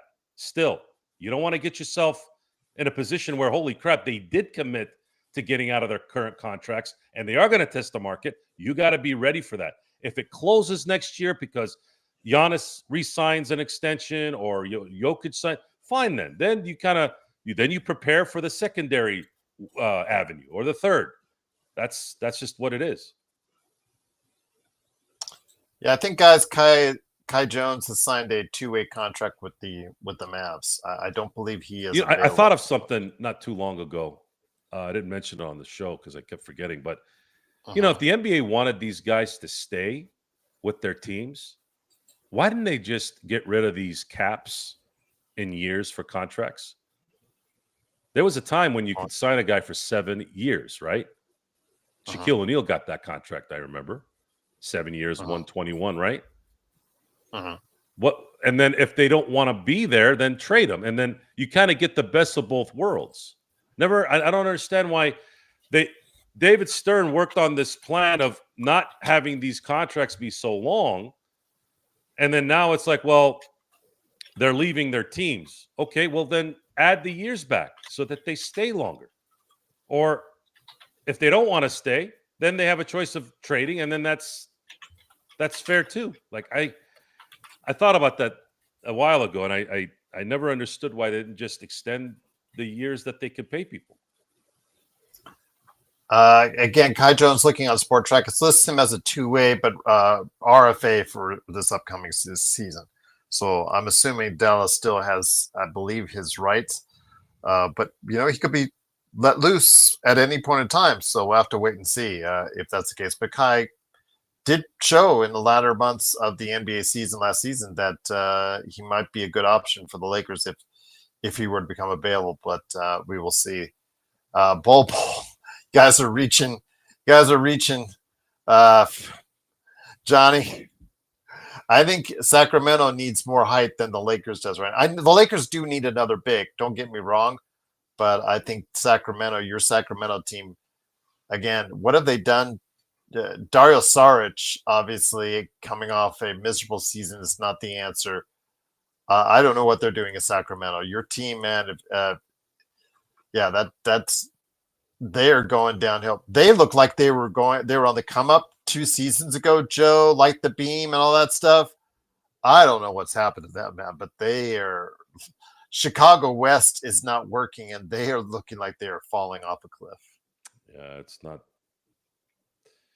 It's hard. It's hard to win in the NBA. It really is. And you got to have good people in that front office. It really shows when you don't. And I'd say the NBA's always had the worst leaders in the front office than in any sport that I've seen. I'm not entrenched in hockey as much as I used to. So if that's a question to ask Sean, I think he'd be able to answer that one better a little bit. But yeah, he couldn't make it tonight. He was just too tired, so he apologized. I was just dialoguing with him. He's tired. But out of the 3 main sports, I am in bewilderment sometimes on how some of these guys have their jobs. General managers. You and I both. You and I both, which is one of the reasons why I said early on this summer, you and I were arguing beforehand, like, who do we go after? I would have immediately during the summer would have gone after the two kids in New Orleans, but because of exactly who was taking over that team as far as decision making is concerned. But again, not to be. Those guys are going to probably be on that team for at least a little while longer. So unfortunately, Lakers are going to battle with most likely what we see here. Maybe a little tweak here and there. We'll see what happens with Shake Milton. Decision made this weekend on his contract. Search and Destroy. Truly appreciate the super chat. Great show. Please hit the like button. The Mod God. Search and Destroy. Truly appreciate him here. Xbox kicking butt as well. As always, truly appreciate all the moderators that take care of our chat each and every time out. You guys are incredible. Silmer is a good commissioner. Why is he bad? Joe's gone into 805. 805. Joe's gone into before. He liked Silver at the beginning when he made some fierce decisions. But for Joe, I think in this decade, Silver has not endeared himself to Joe as much as he did in the past. Would I be wrong in saying that, Joe? No, it was COVID that changed him. Like I said, this decade. He was great. I wanted to be kind of generalistic. No. Yeah, he was. It was after COVID where he kind of fell off a little bit. I think he and it what he did was to support his players, and I can that's admirable, and I understand that to some degree, but the return wasn't there. And that's always my thing. I go, you're doing this for those people who don't really appreciate you. And he should have recognized that. If it was an olive branch that he didn't really need to give out just because he wanted, just an addition, it's part of the LeBron disdain on my end too. Adam Silver was in complete support of so many things that had nothing to do with basketball during that time, and yet there was still backlash from guys like LeBron, and that to me those are the little things that bother me about gratitude and appreciation. And then those who continue to enable that, which Adam was doing that a lot. I'm like, why are you helping this situation and you're not getting anything out of it? This is supposed to be a return, right? It's supposed to be, look, I'm going to take care of my players because I do care about them. And there's something that's going beyond the sport, and I'm going to be there for you. And at the same time, and this is not your child or your family member. It's conditional. It's conditional. It's not unconditional. Hey, LeBron, if I'm going to be backing you up on this, can you be a better ambassador for us? And it wasn't like that.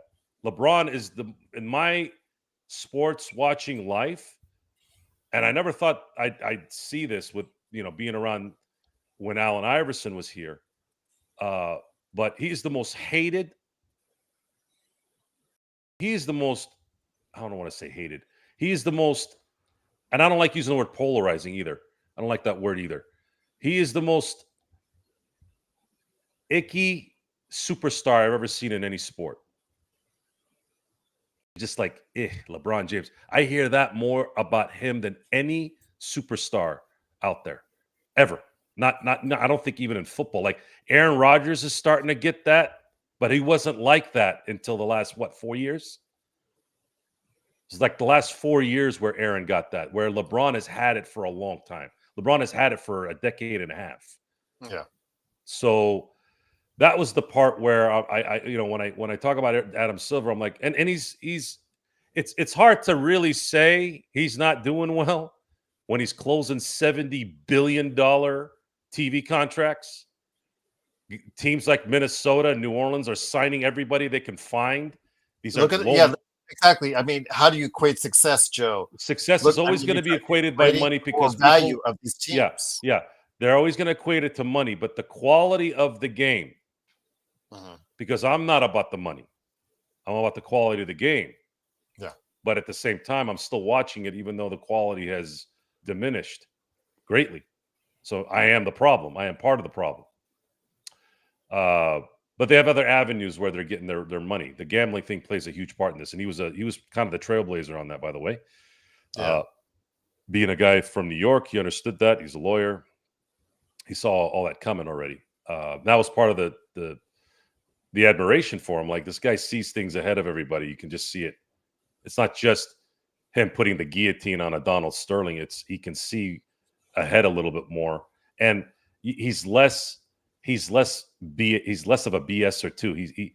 He's always shown himself as someone who kind of tells you, hey, this is what we're at, instead of that pipsqueak Roger Goodell where he just lawyers up over everything, and you want to grab him by the throat for just being a condescending, patronizing bum. Icky more than ask PJ Carlissimo about that one. Don't ask me. Before we had if Charles Sprewell would have put his hands around my neck, he would have woke up in the hospital.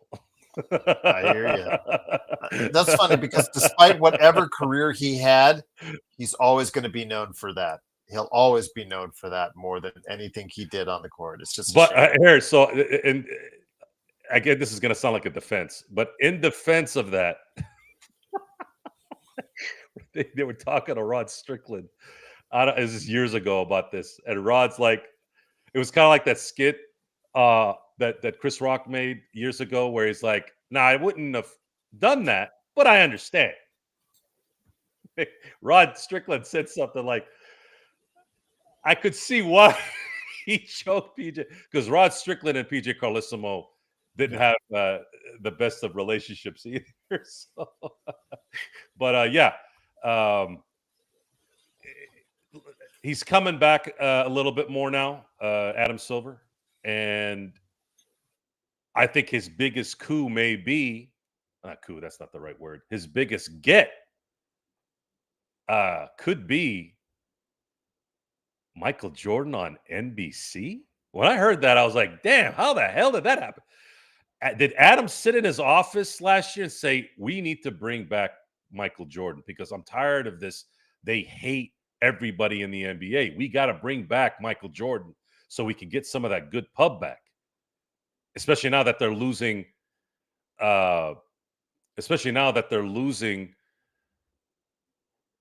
the NBA inside in the NBA on TNT. So what would supplant arguably the greatest sports show that's ever been created? Well, Michael Jordan, because he is the greatest athlete, TV show, sports guy that we've ever seen in our lifetime. So looks like I'm going solo right now. I think Gerald may have taken a little bit break here, guys. So if you guys have any questions, I'll go ahead and answer them for you. Rod Strickland, ex-jailblazer. Yeah, that was the term, jailblazer. The trail gangsters or gangstas. That was their moniker back when they would get arrested or do something really bad every other day. LeBron mad, MJ back. Well, so it's good that LeBron is going into his possible last season ever, maybe. Although I will say this, if he doesn't announce his retirement, is he really going to just retire next year? LeBron, the narcissist? Is he really not going to have a farewell tour? I just don't see it. So if LeBron doesn't announce his retirement before the end of the year is over, there's no way. Or actually, before the season starts, there's no way he's retiring. He's going to want a send-off. That's for sure. Gerald is busy battling ninjas. Search. I saw what you did there. Joe, what's your top 15 list? Oh, shit. All right, hold on. I'm not putting in any order.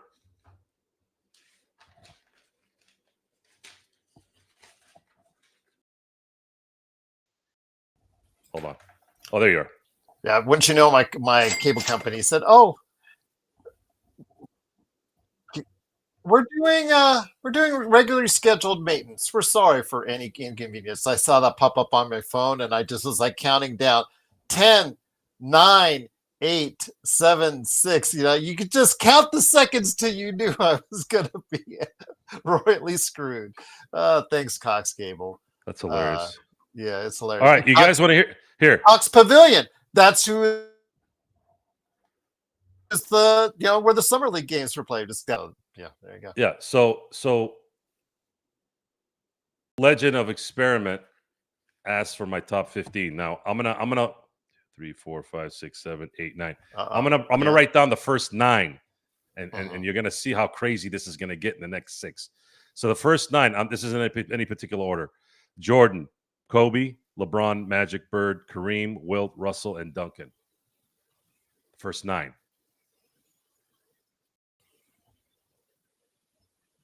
So now we had 6 more. Curry. Is Curry a top 15?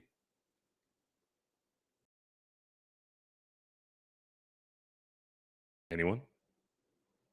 I think everybody froze. Gerald, I think you froze.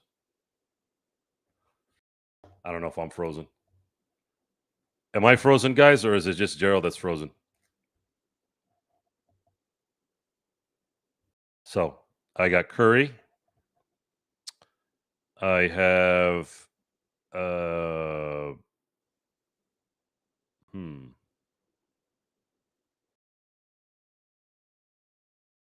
let's see here. So my top 10, I'm gonna say it again, guys. Top 10 is Jordan, Kobe, LeBron, Magic, Bird, Kareem, Wilt, Russell, Duncan, Curry. Top 10.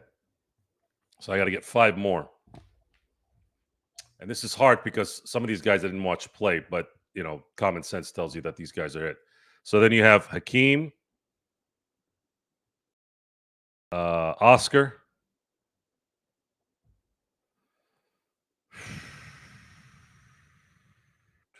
Dr. J,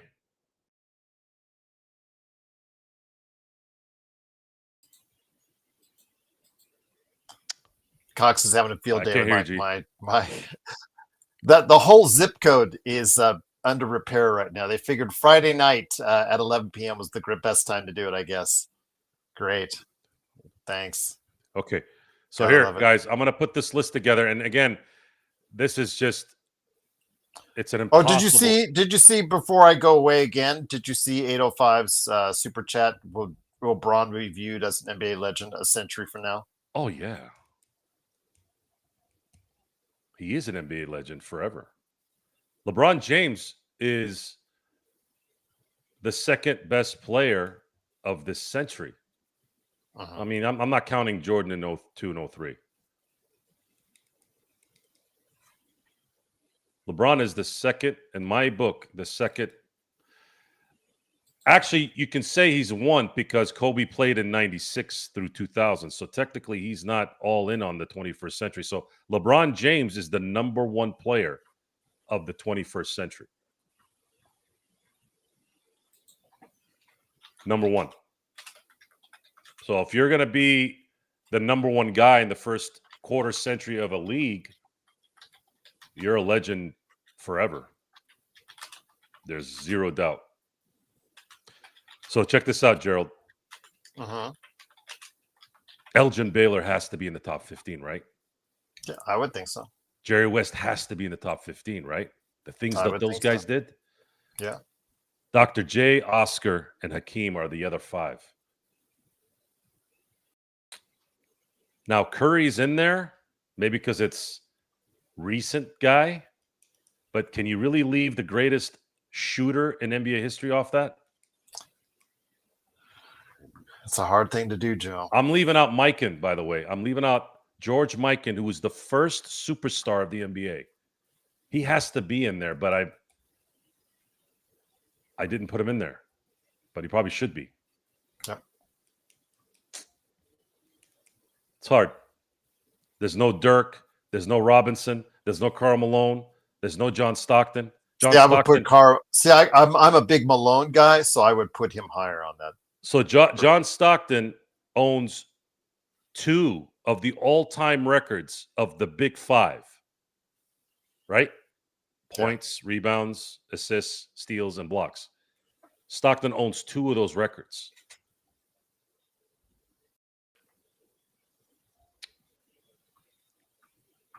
No, I had Duncan, legend. I had Jordan, Kobe, LeBron, Magic, Bird, Kareem, Wilt, Russell, Duncan, and Curry. Those were my first 10. And then the last 5 were Hakeem, Oscar, Dr. J, Elgin, and West. And you can replace Elgin and West for Karl Malone and to John Stockton if you want. Yeah. There's like tweeners there, which is, it kills me to do that. But George Mikan, as long as you're not putting Kobe in number 11, that's all I care about. So, yes. Like we talked about with Bleacher Report.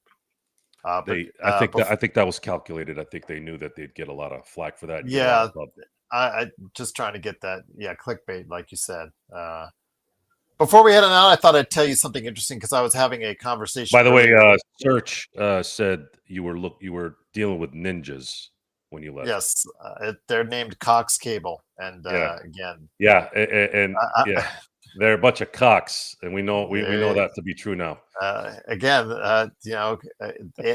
And that's the most stable internet we have in Las Vegas. Everything else, as you've seen on this show that I've tried to use, is just a crap show, and Cox is the most stable connection we have, and even then, it does undergo maintenance right at the worst times. But they're a powerhouse in this town, which again reminds you why the Cox Pavilion is what it is for Summer League. But before we head on, I thought you might like this, Joe. I don't know if this will shock you or shock anybody out there, but Johnny and I were talking in the chat before I went in and out about possibilities for the Lakers and also his Sacramento Kings for backups, because he was telling me his backups are I almost don't want to say it, but Saric and Drew Eubanks, which again, compared to the Lakers situation, I think the Lakers are much better right now with their center situation than what I mean, if you're not counting Sabonis as a 5, that's a lot of trouble. So I said, that must mean that you guys have a possibility of Len Sanity, Alex Len, coming back to you guys. I was joking, and I just looked it up just for giggles. Do you realize he's played in the league 12 years? Alex Len, 12 years. And he only had one double-digit season out of all of them. 12 years, Joe. He looks like the perfect big man in the NBA, but he has the NBA IQ of Mike Penberthy. There you go, Kurt. I was doing it in honor of you, Kurt, because I hadn't seen you yet in the chat. So I was doing Len Sanity for you already earlier in the chat. So, yeah, it just blew me away. I was like, by the way, right. NBA IQ is different than intelligence IQ. There's a basketball IQ. It's geared towards basketball, not stupid. There's guys that are from Harvard and Columbia and Yale that have played in the NFL, and you've had those guys couldn't intelligence their way into being superstars. That's a completely different playing the sport versus being intelligent in the books or in science or in whatever is different, beyond different. But I'll tell you what, my friend, Kenny Stabler went to the University of Alabama in the 60s. Not exactly the rogue. I know someone said rogue scholar once and made me laugh. Rhodes Scholar University. And you're going to pick him over who's that quarterback that played in Cleveland? He played in Pittsburgh too. I totally went blank. Pickett? No. Hold on. Is it not Hobbs? Well, just while you're checking that, I just wanted to go ahead and mention, you know what? You can't teach 7 feet because Alex Len has earned $43 million over his career and only had one double-digit season. Mm-hmm. Amazing.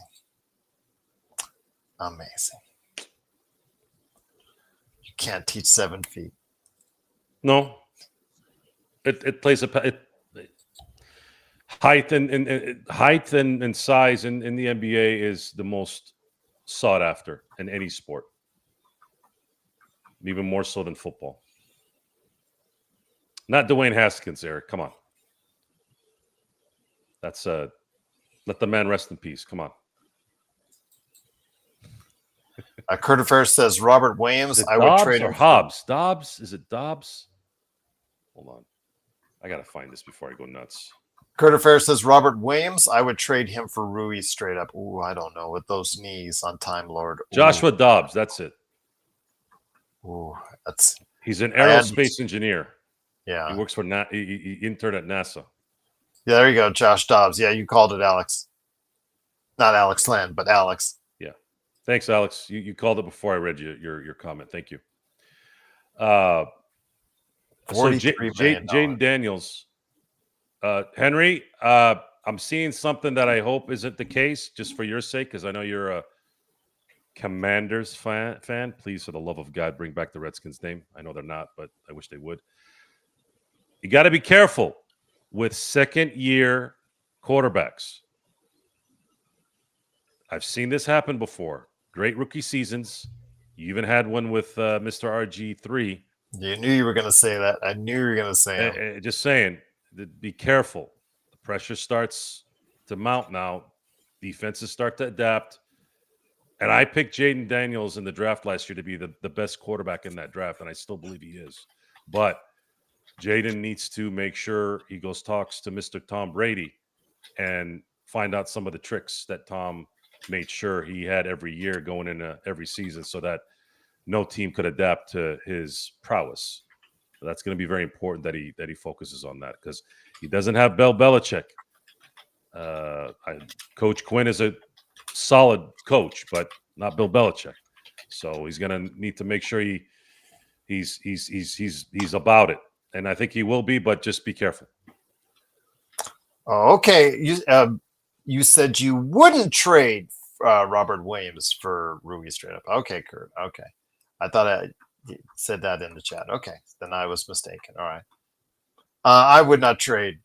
Just those knees. I mean, I would trade for Robert Williams, but I would trade Gabe Vincent or a Kleber because they have similar salaries. And maybe if you still have a second round pick to throw at him. But yeah, I would, with those knees, plus the fact, he's not going to be playing a whole lot with Klingon and Hanson Yang. Although Hanson Yang has looked impressive at Summer League, but that kid has got to find cardio. Bronny had bad cardio at the beginning of Summer League. Yeah, but nothing compared to Hanson Yang. He was huffing and puffing after 3-4 minutes. So yeah, that kid's got to find some cardio really quickly, or else he's not going to be able to help you as much as you hope he will early on. That kid's got to find a lot of cardio. Titra says Robert Williams is off the bench. Yes, but how much time he will get when you're trying to develop. It all depends on what timeline, Ty. What timeline does Portland have? Does it think it wants to win now because of the way it ended the season? Or should they really do the smart thing and put the 5 young players, Joe, start them out there right now? They have 5 kids at every position with Klingon, Kamara, Advia, Sharp, Henderson. You got to see how they play together. You just got to see how they play together and see if that's going to work. Give them time out of the court. With Lillard, resting the entire year. You've got Holiday, Grant as well-paid backups, Williams as there as a backup. But you got to give some time to Hanson Yang. I don't know. I think they are thinking too quick, too soon in Portland. I just don't see a pathway to great success. I think they should develop their kids one more year and then start to think big. I don't think there's any discussion left with Portland. I think Lakers got exactly what they needed from Portland, and it didn't cost them anything. The Lakers won, and they don't have to worry about a Robert Williams never playing. They don't have to worry about Jeremy Grant getting paid more money than he deserves. They don't have to worry about Lillard because he's pretty much done in terms of what he used to be. Drew Holiday is kind of in the same boat, minus the major injury. Portland is Portland. Let them wither away over there, whatever they're doing over there. Lakers right now have to likely wait this out to see what opens up between now and the deadline if they want to improve the roster. Unless there's something that flourishes in August, I just don't know. I haven't heard anything yet. It was ER. You were the one that said Alex Len was a great floor runner and box out. Yeah, that was. I knew someone that said it. I forgot exactly who, but yes, ER. It was you that said that. Yeah, it didn't prove to be the case as a Laker. I'd probably say he is one of the worst looking Lakers ever. He would go in my top 10 as far as worst looking Lakers ever. Worst playing, worst effective, whatever barometer you want to use, Joe. I would put Alex Len in that character when he was out there on the court. And they had to constantly throw him out there because he was the only guy that they had at times with size. Yeah, it was very disappointing to see. So I think Alex Len, his time in the NBA is about done. I think it's time to go ahead and look towards Europe as far as for greener pastures there. Yeah, I think Alex Len played below DJ Benga and Smush Parker. Yeah, at least those guys at times played some roles on the team. Alex Len didn't get it done at all. He looked terrible, absolutely terrible, Joe. Yeah, it was bad. I was shocked actually at how bad he was. I was shocked how a man that big, because I never paid attention much to Alex Len, but when you're watching him on your team, you're forced to. I can't figure out how a man built like a god could play like a cockroach. Yeah. Scared cockroach. Don't tell me anymore. He can run the floor well. Don't say that anymore, please. This sport is about making baskets or stopping baskets, not running the floor. I'm sure I can run the.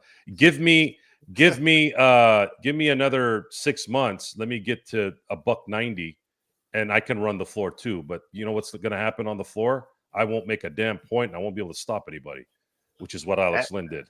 And he couldn't box out anyone. He was 7'1" and was still getting out jumped all the time on the defensive boards. Yeah, it was pretty bad. Yeah, so, I didn't mean to. Yeah. I'm not calling Alex Len a cockroach. I said his game was like a cockroach. He was playing scared when the lights turned on. That's what that means. Sorry, I should have elaborated. He's not a cockroach. I'm sure he's a nice man, but he played like a cockroach, scared, and that's what that is. There's absolutely no reason for a man that's built like that to suck that bad unless he's scared. Not for his life, just scared to play basketball. He has no confidence in his game. Yeah.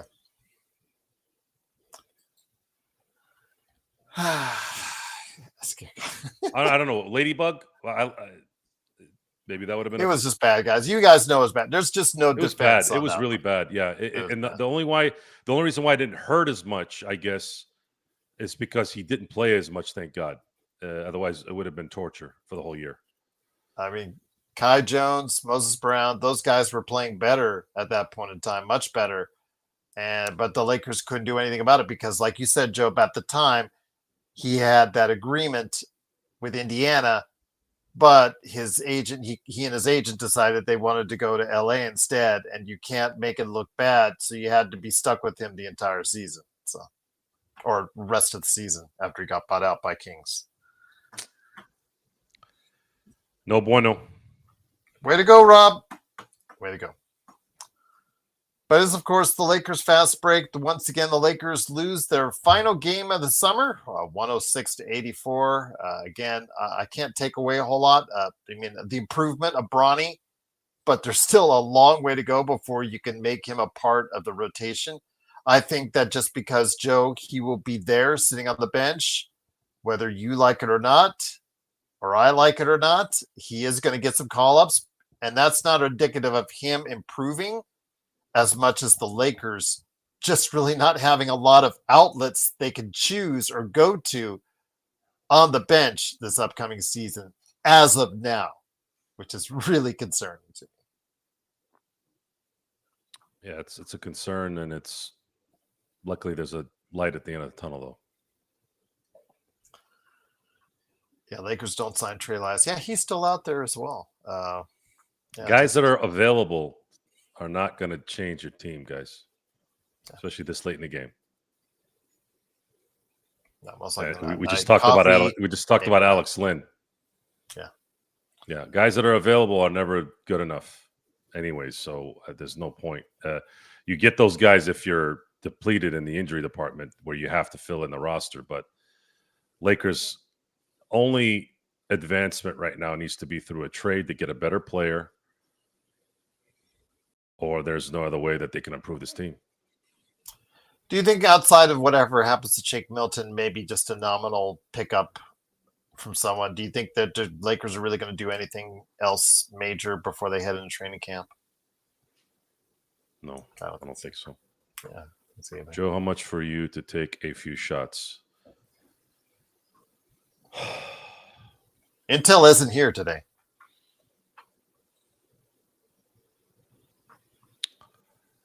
I don't know. Wasn't planning on taking shots tonight. See what you started. It's me drinking alcohol has made us what, at least $500-600.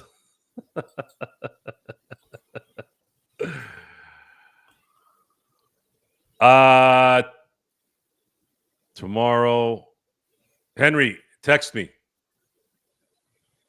I'm in San Diego tomorrow for just probably 30 minutes on an impromptu meeting, and then after that I should be free. There you go. That's nice. Absolutely. And then again, this weekend, if you guys saw in the note I put in the channel, if you saw my note from Monday, I was wearing a Lakers Fast Break shirt that I had made here in town. I'll see how much they charge. I know that Tuff was asking about it. But if you're really interested, just let me know, LakersFastBreak@yahoo.com. But we also have a great place that Joe set up for you if you want Lakers Fast Break merchandise. And that'll be in the description below. I'll make sure I put that there.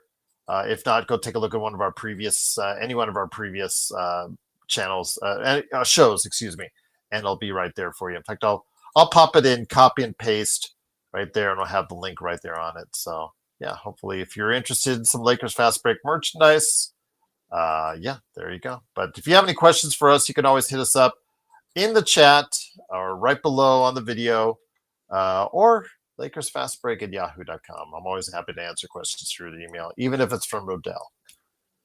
Yeah, so, Thameless. Today was not that happy about Rodell's, but I answered it. I felt this is the first time I felt bad for Glass now since he's been a Dodger. This is 2 outings where he played absolutely dominant, pitched absolute gems, and they gave him nothing in both games. So all this BS about wait till the starting pitching comes. Okay, the starting pitching is coming. Shohei's pitching. Glasnow's pitching. Sheehan came out from Tommy John surgery 2 years ago as pitching, and they still can't freaking get a run to save their damn lives. Yeah, that's probably why I don't want to drink. See, I like to drink when I'm happy. I don't drink to be depressed. I drink to be happy. I'm a happy drunk or a happy buzzer. Let me hit me up, Henry. Hit me up. I got to tell you what's going on tomorrow a little bit more, and then I'll explain. Hit me up. All right. Tufso says, I really think Oscar was a touch better than West. I'm not going to argue either which way. Both were just guys, that last look, because I didn't see West play. I didn't see Oscar play. So I don't think it's a fair. We left out Moses Malone. We left out Karl Malone. We left out Shaq. I left out Shaq. That's an embarrassment. I should never do a top 15 again just from that.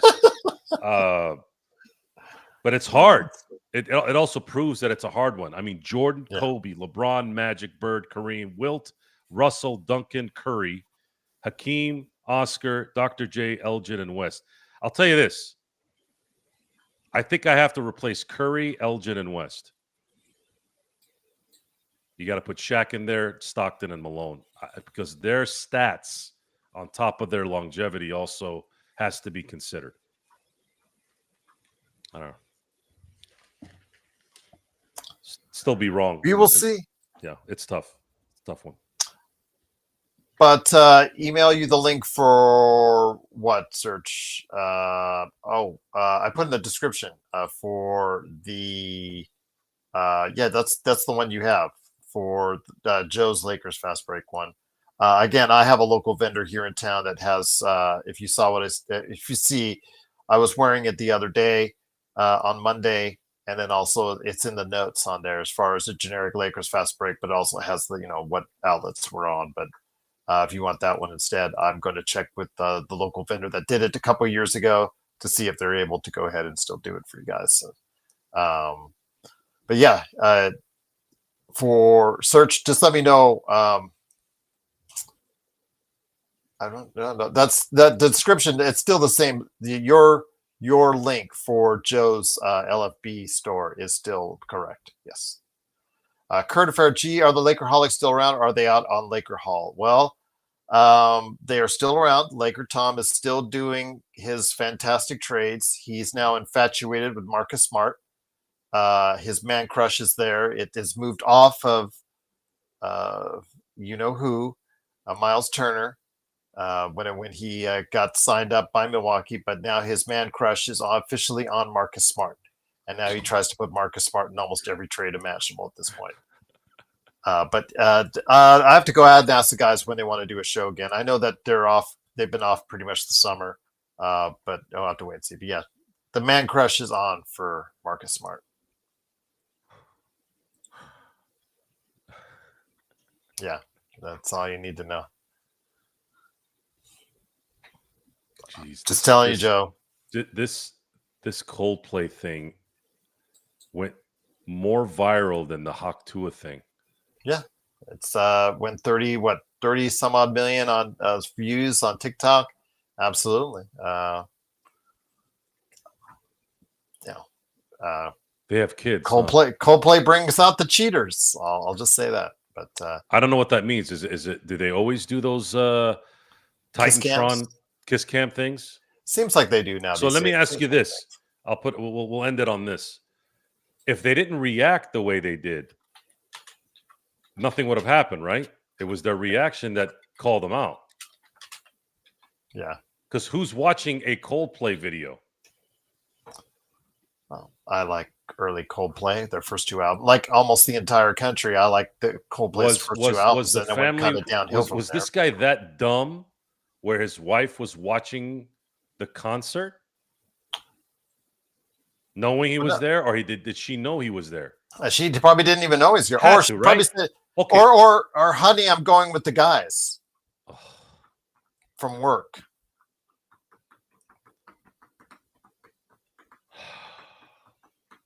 What's worse, this or Arnold banging his maid in his own house?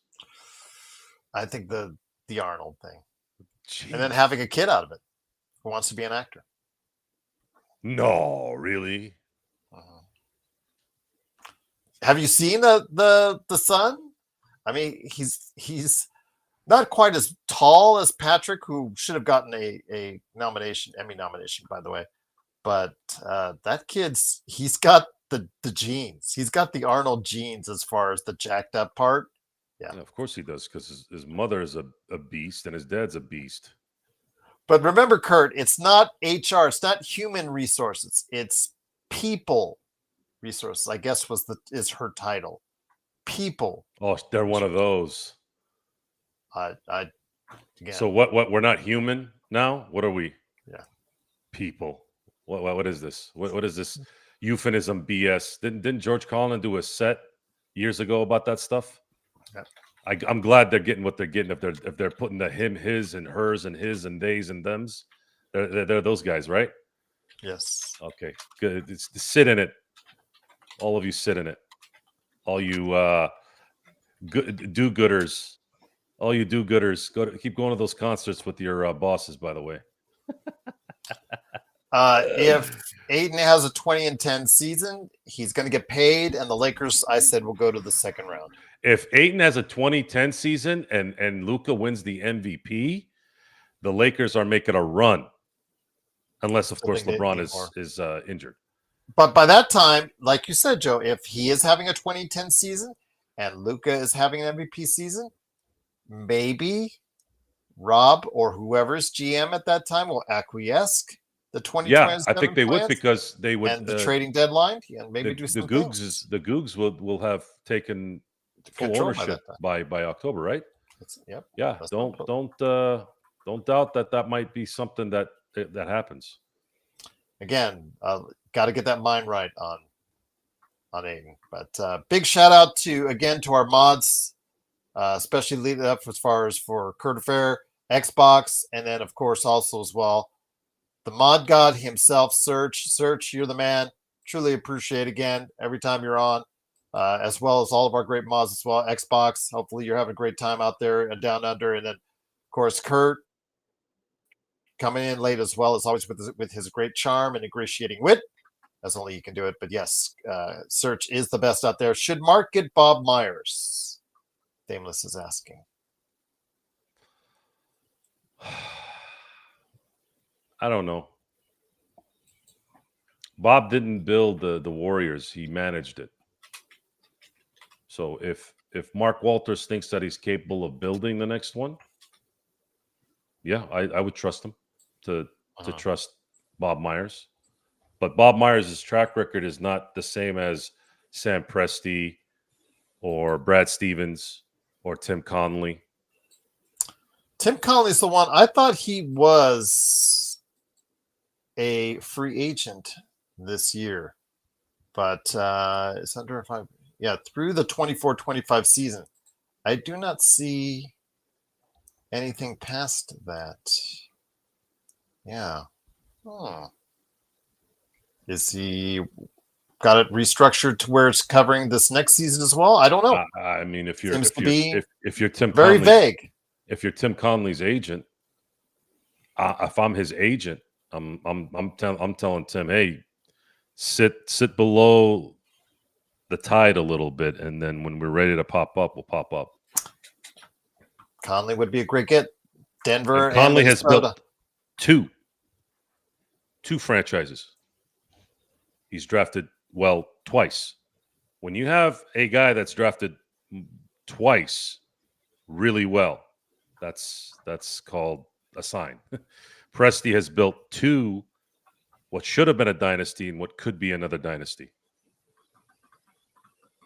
He definitely built two finals teams with amazing draft picks.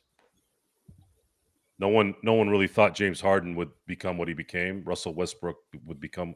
Durant, I think we kind of knew back in 2007 at Texas. I think everyone saw, yeah, this guy looks kind of like a better, taller version of Adrian Dantley. And he ended up being better than Adrian Dantley, which is pretty tough because Adrian Dantley was a 4-time scoring champ and pretty amazing. The only problem with him was his attitude, and Durant wasn't like that at the beginning and then turned into Adrian Dantley later. Tough. Yeah, Olivares scored 18 tonight, but he, if you take a look at his numbers from previous games in Vegas Summer League, he wasn't given always the highest priority on the minutes. So it's going to be a battle for that kid to stay in the league. I think he still has what it takes. I think he could develop into a player that could become an NBA player, but again, it takes a organization that will believe in him and put the time and effort on it. But now it just becomes a numbers game because they drafted like 3 guards. They basically drafted like the Cleveland Browns. Yeah, they just went and drafted a bunch of. They were drafting people like they're playing fantasy. 3 guards and Danny Wolf, as I believe. Yeah, they drafted like they're playing fantasy football and basketball. Yeah. Just absolutely stupid. Okay, Tough said, "How about the top 10 worst Lakers of all time?" Now that's a harder one. Ooh, yes. I can probably write that one. Alex Lynn is up there on that list. Did he serve enough time for that though? Yeah, he did. Or is it just because it's fresh? It's fresh, and he did serve enough time. It's painful to watch, Joe. Okay, from my memory, the worst Lakers. Did you put Nevitt in there? As much as I love Nevitt. I didn't see Nevitt play, so I'm going to go with guys that I remember. Sam Bowie, when he had that stint in L.A., he was bad. Samaki Walker was bad. Kwame Brown was bad. Earl Jones was bad. Earl Jones was bad. Earl Clark was bad. Sorry. Yes. Earl Clark was horrid. Both Earls were bad. J.R. Reed. Oh, my God. JHS. Yes, you're right. JHS. JHS is horrible. 1, 2, 3, 4, 5, Maxwell 6. Lewis, but he was a second rounder. He never got a really chance for that. Yeah. Sam Jacobson. That's the worst pick that Jerry West ever had. 1, 2, 3, 4, 5, 6, 7. I know people want to say Smush was bad, but I actually thought he played well. It started. Why was he starter? I thought he played not in the top 10 bad. That's for sure. Despite the bra beatings from Kobe. I just think Kobe didn't like him because he probably didn't put in the work. Your favorite, Pat Bev? No, Pat Bev is not a bad player. He's just a piece of shit. This is about bad players. Sam Bowie, Samaki Walker, Kwame Brown, Earl Clark, J.R. Reed, JHS, Sam Jacobson. Who else was really bad? Oh, Ryan Kelly. I don't know, Ryan. I think Ryan Kelly's just out of my top 10 on that. Chuck Nevitt, I love Chuck Nevitt, but I know we as fans at the time used to go Nevitt, but yeah, he was bad. Who else? He was 7'5".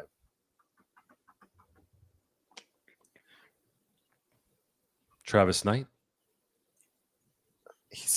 Didn't he start at times for the Lakers? He wasn't he on the all rookie second team? Yeah, and didn't he get a fat contract from the Knicks? I don't remember. Yeah, I think he did. Rob Sacre, obviously, and then Travis Knight. 1, 2, 3, 4, 5, 6, 7, 8, 9, 10. Yeah, Sam Bowie. This is just from my memory. I probably left people out, but I'd have to go back into my memory bank a little bit. See, the thing is, there's only been a handful of guys that I wanted to commit murder from. Not even a handful, like 3 of them. Samaki Walker was 1. Kwame Brown was 2. Devin Ebanks, 805 is saying. That's a good one, too. That is a good one. Oh my God, Huertas was bad. Thank you, Henry. That's a good one. Yeah, we can make a top 20 on that one.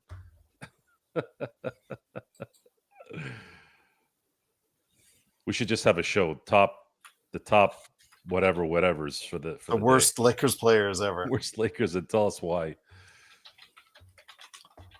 Let me see who else. Not John Lon. Sun Yui. Oh, the Chinese Magic Johnson. Chinese Magic Johnson. Kobe Who Carl? the hell created that? That person should never be around basketball ever again. John Barry, when he played for the Lakers.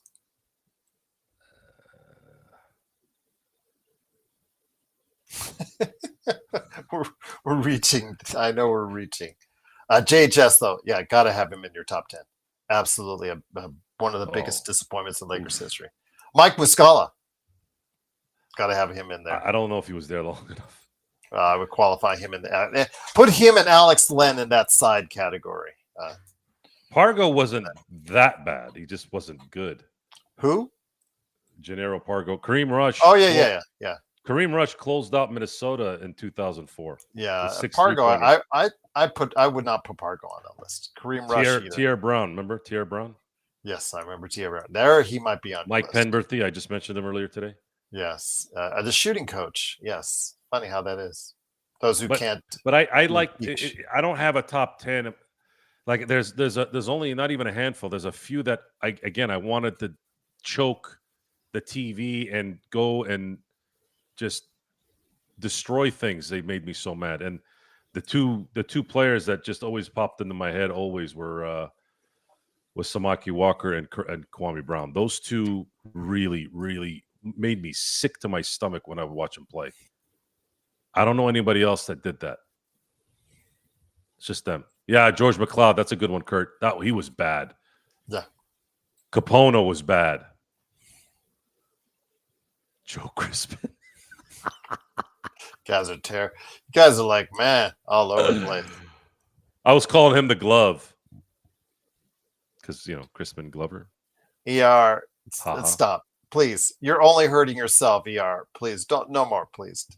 No. Come on. Stop. Please. ER, if you continue, we're gonna see if you need help, my friend, because that's just Len is worst. Len is burnt toast that's already been digested. You could put him with Luca, LeBron, Jordan, and I don't know, put whoever else you want to put in. Search, that's Curry. A good one too. Eldon Campbell made me angry. He still would absolutely reek of suckness.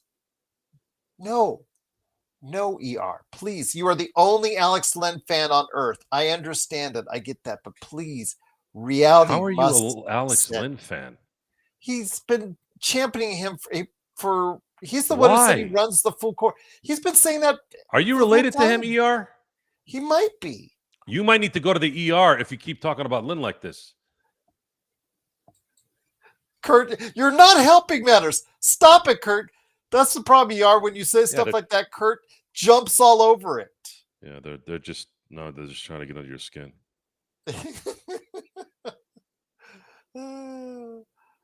I tell you, man, this is crazy. But it's a Friday night here. But Joe, it's been a great one. Again, the Lakers summers.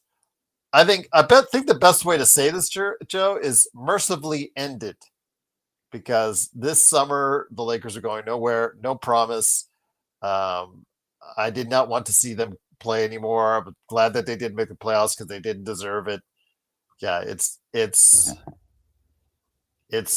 just wasn't pretty, Joe, and that's not how I was hoping this Lakers summer would be. We gotta let it play out. Indeed, we do. But once again, it is the Lakers fast break. If no Laker holics will come on Saturday, I'll go ahead and probably stop on by on Sunday. We'll go ahead and wrap up Summer League. Although I think, we'll see what goes on as far as the playoffs and the championship game coming up here over the weekend, and see what goes on there. But it is, of course, the Lakers fast break. I want to thank everybody for stopping by. Please make sure you like and subscribe. Let me see. Friday, Saturday, there's games. Sundays, there's games. And then that's it. I think, nothing on the championship game will be on Sunday night at 7. So, we will wrap it up there. JSJ says, I want Gabe Vincent gone. Where would Gabe Vincent be on your list, Joe? Would he be on the fringe of your top 10 worst Lakers list? I mean, he didn't really play year one, and then he was, top 25 for sure. Okay, because I'm just asking for, because the fact that, we may never pick up Chris Mim, yes. The worst ankle injury in the history of ankles. Yes. His ankle shattered. Kendrick Nunn played terrible. Oh, my God. Yeah, that one was bad. That was bad, yeah. Joe, do you remember Mark Jackson after? I do not remember. I remember Vlade Divac after Shaq left. I do not remember Mark Jackson. I do know who Mark Jackson is. I know who you're talking about, but I have very little memory of his contribution after Shaq left. Westbrook. Oh, wow. We left Westbrook out. Yeah, that's true. That's part of the handful. Samaki Walker, Kwame Brown, and Russell Westbrook are the three players in my Laker fandom that have wanted that, and Sam Bowie, that I wanted to just not watch basketball because of them. Jermaine Jones, good win, Kurt Fair. Now we're just going. That's funny. That is funny. But yeah, it's 43.28 million for Alex. If you're 7 feet tall, you have a chance in the NBA. Look at that. 43.2. Wayne Ellington did not play at a worse 10 level. I don't think I would put him in there, Joe. Would you? I don't. No. I don't know. I would. There are more disappointing players for the Lakers than Wayne Ellington. 10 more I could find. Yeah, I mentioned Sun Yui. Yes, I mentioned Sun Yui. Yeah, that was the Chinese magic. He was not, and we'll just leave it at that. Yeah, but it is of course. How about Chris Kaman? How about Chris Kaman? He still had some talent left. He had some good. He never brought those numbers from Portland and the Clippers to the Lakers, but I think he'll always be known during his Lakers tenure as the guy who laid down on the bench that one day when the Lakers did that. They ran out of players. I think it was in Cleveland. Terrible. Yeah, that was a day. Jack Haley, the late Jack Haley, because he was brought over for his valuable cheerleading experience from the Chicago Bulls. I don't want to speak ill of the dead, so I'll just. He's a good man. He was a good man. He was the Brian Scalabrine of his time. Kent Bazemore? I thought he was played better than the worst 10. He wasn't bad, no. Just wasn't good. Yeah. I mean, mediocre Lakers. I mean, if you might want to put him in there, but yeah. Tufts says, man, we've had quite a few horrible players. You guys are really digging them up. Well, also got to remember, this is a team, guys, that they're willing to take chances more than most organizations do because they have been traditionally more of a win now team. So for every home run that you hit, as we see in the major leagues, especially with the Dodgers right now, he has some strikeouts as well. But a lot of strikeouts. Yeah. Actually. Yes. The Dodgers started today after their long break with 3 strikeouts to start the game.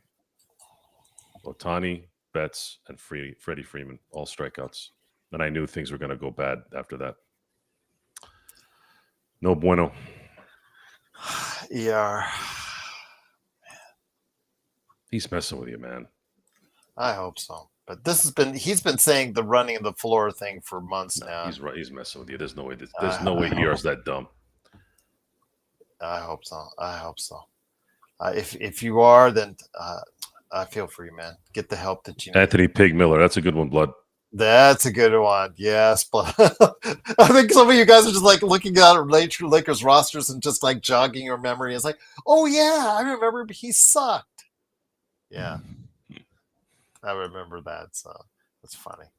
That's funny. But yeah, want to thank you guys so much for stopping on by. Once again, the Lakers finish out their summer league season, getting raked over the coals by none other than Denver. So hopefully you guys will go ahead and still stay with us throughout the weeks ahead until we get into training camp. We'll try to make some things interesting for you. I know that Joe and I both have some time planned off here in the coming weeks, but we'll try to go ahead and still try and squeeze in some regular shows here and there.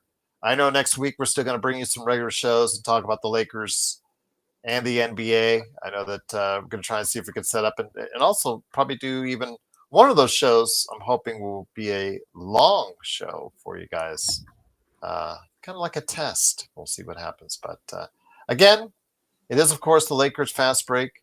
Javaris Crittenton? Yeah, watch out for the gun. Watch out for the gun. It is, of course, the Lakers Fast Break. Truly appreciate you guys joining us. You know, if you're watching this after the fact and you have a player in mind, please put in the comments. Love to hear your thoughts on who you think would be one of the worst 10 Lakers ever. I think Joe and I came up with a pretty good list on there. Curtis on double secret. What happened to the 1,000 push-ups? I thought you were going to go ahead. Did that go away or something? Again, it is, of course, the Lakers Fast Break. Truly appreciate you guys joining us. We'll I be back. have a goal of one day doing that. I just don't know how long it's going to take me. 1,000 push-ups? 1,000 push-ups a day. Nice. It'd be something that I work towards 100 push-ups each week, and then it's 200, 300, 400 for the week, and then getting it to hopefully one day being every day. Just don't know. I have to wait till I start putting some peptides in my shoulder, the reconstructive one or the stem cell thing, because I have cartilage that's still missing. So I need to regenerate it. And then once that is regenerated, I think I'll be able to do it. It's been good. It's been good lately. It's just, when I start to get the heavy weight, when I start to put the pressure on that on the shoulders, it starts to say, hey, be careful, don't get too crazy. So I try to be still smart with everything. I think we'll be on Sunday. I think we're taking the tomorrow off unless something major happens. So I think we'll see everybody on Sunday. Sunday seems to be a better viewing day for a lot of you guys. Saturdays, a lot of guys seem to be out and about enjoying your weekend, which I hope you guys do. But once again, it is the Lakers Fast Break. Make sure you follow Joe on his YouTube channel. Subscribe there, the Joe Soro channel on YouTube with the experiment, the Dodgers Fast Pitch, the whole 9 yards. His playback channel, playback.tv / the Joe Soro experiment, which I know that I would, sports baby, in hindsight, I probably would not have made it that long or that hard to say. But of course, it is the playback channel for Joe Soro. And again, make sure you help him out by going ahead and getting his game Corrupt, Coreupt, on Steam. Helping us out here with our merchandise as far as in the link in the description below. And then also as well, of course, Joe with Simblades with a Y.com. So again, thanks so much. Yeah, Kwame has to be in there. Yeah, I think he's your number one. I think but it's close. Westbrook. Kwame's number one. Yeah, I don't think anybody will ever beat him. Kwame's one. Yeah. Samaki Walker was so bad. I'm not going to fight you on Kwame. He was so bad. Medvedenko. Where would you put Medvedenko? Medvedenko, I guess Medvedenko just didn't play enough to really make you aggravated. I think the part that kind of felt sorry for him because he really struggled to acclimate in America in general. He couldn't speak English. Radmanovich, the space cadet. Radmanovich didn't piss me off. He was just dumb. I still think Stephen A's last words as he takes his last breath will be Slava Medvedenko. Yes. Rashan Nesterovich one is the best one though that he does. Yes. Rasho Nesterovich. It is, of course, the Lakers Fast Break. Here's hoping you have yourself a great weekend. We'll be back on Sunday to go ahead and ingratiate you to whatever it is you want to talk about with the Lakers and the NBA. Summer League will have just wrapped up or in the process of wrapping up, and we'll go ahead and bring it all to you. And what's up ahead for the Lakers right here on the Lakers Fast Break podcast. Have a great weekend, everyone. Be safe. Thanks. Thanks, Serge. Thank all of our mods. Thanks, Xbox. Thank you so much, Kurt. And thank you, everyone, for joining.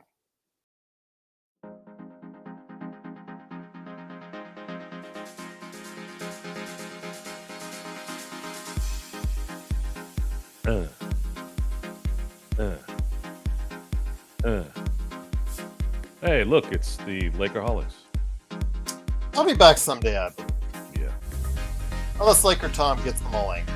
They get that preparation H and all those blood pressure. Mark is smart.